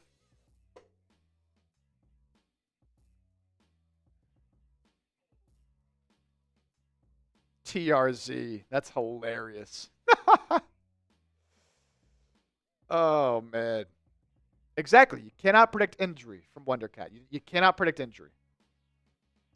On paper, as Amari brings up, it was a dream. So I can't hit on him for it because I wanted it. And look, it could still work out. It's a new year. There's always a chance.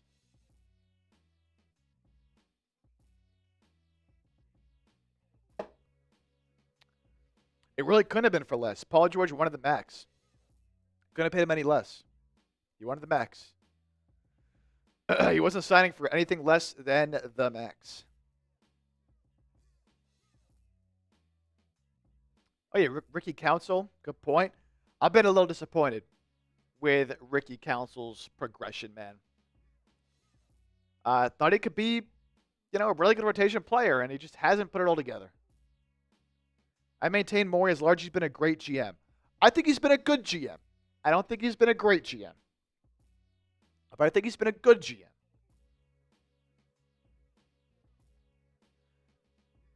Even like the Joel Embiid extension, I'm not going to lie, I supported it at the time.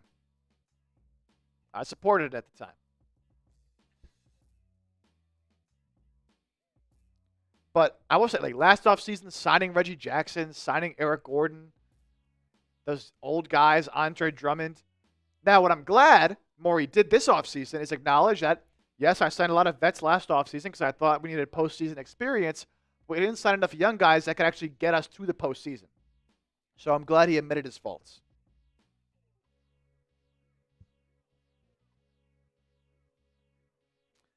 Just the thing with Morey is at some point he's got to show he can get it done. He's been a GM for a long time. And he's had a lot of good teams, going back to his days with Houston. But they've never gotten the job done. And maybe that's just the kind of GM he is, someone who just cannot get the job done. Kevin, what are the chances of Gordon finding a new home? Will we pick up Gordon and Lowry? Man, I hope not. I hope not. Oh, man. I don't think Gordon returns. I think Eric Gordon does sign with another team. I think there'll be another team out there that's willing to give him a new contract on a vet min. I do not think Eric Gordon will be back with Philadelphia. I do think Kyle Lowry will be back. He wants to play one more season with the Sixers. I think they'll probably sign him to a vet min and have him back for one more season. I don't want it. I don't want Lowry back. I think he is going to be back, though. Zach Wheeler is pitching a gem for the Phillies right now.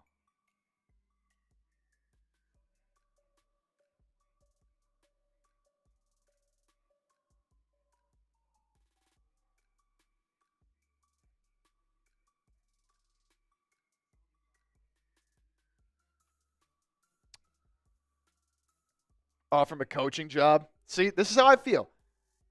I shine, be more Philly, Cheddar Jack, all saying the same thing, man. I agree. Lowry should retire. He should be a coach. But he said he wants to play one more year with Philadelphia. So. Lowry said he wants to play with Philly. So, any news in the last two-way spots? Nothing yet. I would guess Jeff Doughton is probably back on a two-way, if I had to guess. They obviously signed Hunter Salas to the two-way. We haven't heard anything yet on the two-way deals. But I imagine Jeff Doughton will probably be back on a two-way, and then maybe they find another guy in Summer League that they like to be on another two-way. Could Embiid and PG come back completely healthy? I mean, could they? Yes. Would I bet on it? No. I just don't know how. Now, I think there's a better chance Paul George is healthy for a full season than Embiid. I think Paul George's injuries were kind of freak injuries last year. So I think there's a chance we can get a fully healthy Paul George. It's just so hard for me to sit here and say that I think Joel Embiid can be fully healthy next season, man. I thought he was trying to return to the Raptors. Nah, he said he wants to be back in Philly, man. Lowry said he wants to be back in Philly. Now, do they want him? Maybe Morey's just like, sorry, we don't want you back. Lowry needs to give his number to VJ. Yeah, that's the other thing. Like, VJ could have taken number 7, but I think they told him, like, nah, Lowry's going to come back. He's going to keep 7. Otherwise, VJ would have just chose number 7. There's a reason he chose 77 and not 7, because Lowry's going to be back and he's going to wear 7. I'm surprised that move hasn't happened yet.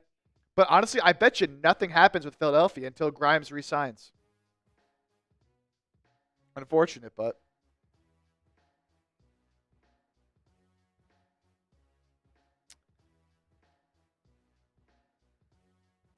And the moves have really slowed down across the NBA now. We haven't had a move in a minute. All right. Since the moves are slowing down here, and we haven't really had any Sixers news, I'll answer some questions first. What's the Sixers cap situation? Can we make any moves besides re-signing / trades from Tucci? No. No. So you can re-sign you can re-sign Quentin Grimes, and then after that, you have the taxpayer mid-level exception at your disposal. Now that caps you at the second apron, so depending how much money Grimes resigns for, you might not even be able to use that if you're too close to the second apron. It's $5 million is that taxpayer mid-level exception. So you might have that to either bring back Yabusele or to sign someone else for $5 million. But outside of that, it's just minimum deals. So nothing they really could do. Yeah, the Kings did sign Dennis Schroeder. We did talk about that.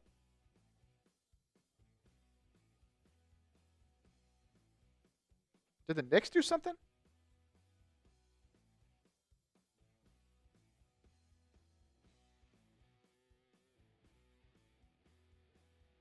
All right. Here's what I'm going to do.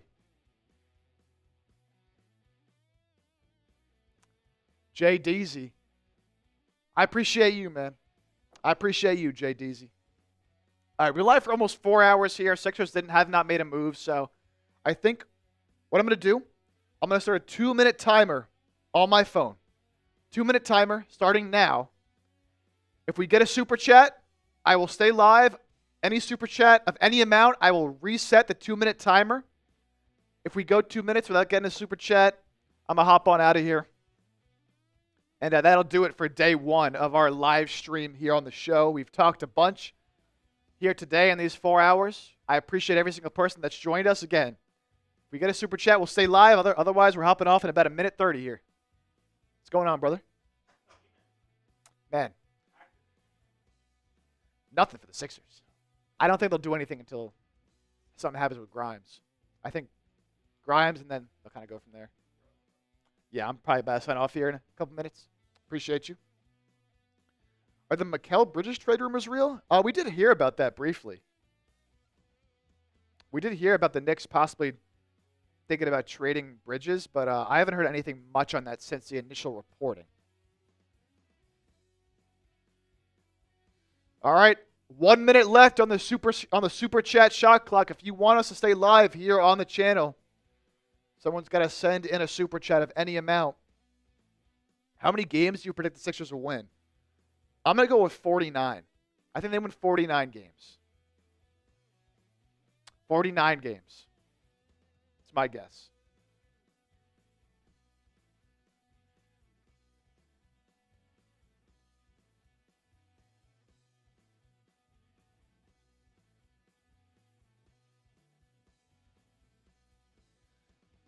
All right. Day one of free agency came and went. We saw some decently big moves. Nothing, too insane. Did see a big trade, of course, with Michael Porter Jr. and Cam Johnson swapping teams. Nothing with the Sixers, though. Nothing with the Sixers. All right, 2 minutes has passed on the Super Chat shot clock. I'll give it a few more seconds for the delay to catch up if anyone's watching on that short delay. But unless a Super Chat comes in here in the next few seconds, we're going to hop on out of here. I appreciate all y'all that joined us. We're live for almost 4 hours here on the show. Sixers didn't make a move, but all that means is that there's more moves to come for them, right? We're still going to be waiting on Quentin Grimes. We're still going to be waiting on Guerschon Yabusele. Whenever something happens with either of those two, no matter where I am, no matter when it is, there will be a video up on the channel. If Yabusele signs elsewhere, or if he resigns to Philadelphia, when Grimes resigns with Philadelphia, there will be a video up on the channel, even if we're signing off and it's late at night or early in the morning. So we're going to hop on out of here. Again, I appreciate every single person that tuned in to today's live stream. TBD, if we'll be back at it tomorrow, I'll let y'all know. Be sure to subscribe and check out tomorrow morning's video, because I'll let y'all know for sure if we're going to be back live or not. I think we will, at least for a little bit. So be on the lookout for that. Hit that sub button, of course. And appreciate all y'all as well. Hope everybody has a good evening. Again, if the Sixers do make a signing, we will have a video up on the channel. So do not worry. We will not miss a thing. Just making sure one last time, no moves have been made. I think we are all good. All right. All of my real ones in the chat, shout out to y'all for sticking around. Again, really appreciate y'all. Hope to see y'all again tomorrow. And again, if you have not, be sure to subscribe. Until then, let's hope we can see a big-time move for Philadelphia. Will Grimes resign? Will Yabusele resign? We shall see. But I'll catch you tomorrow. Y'all have a good night. Peace out.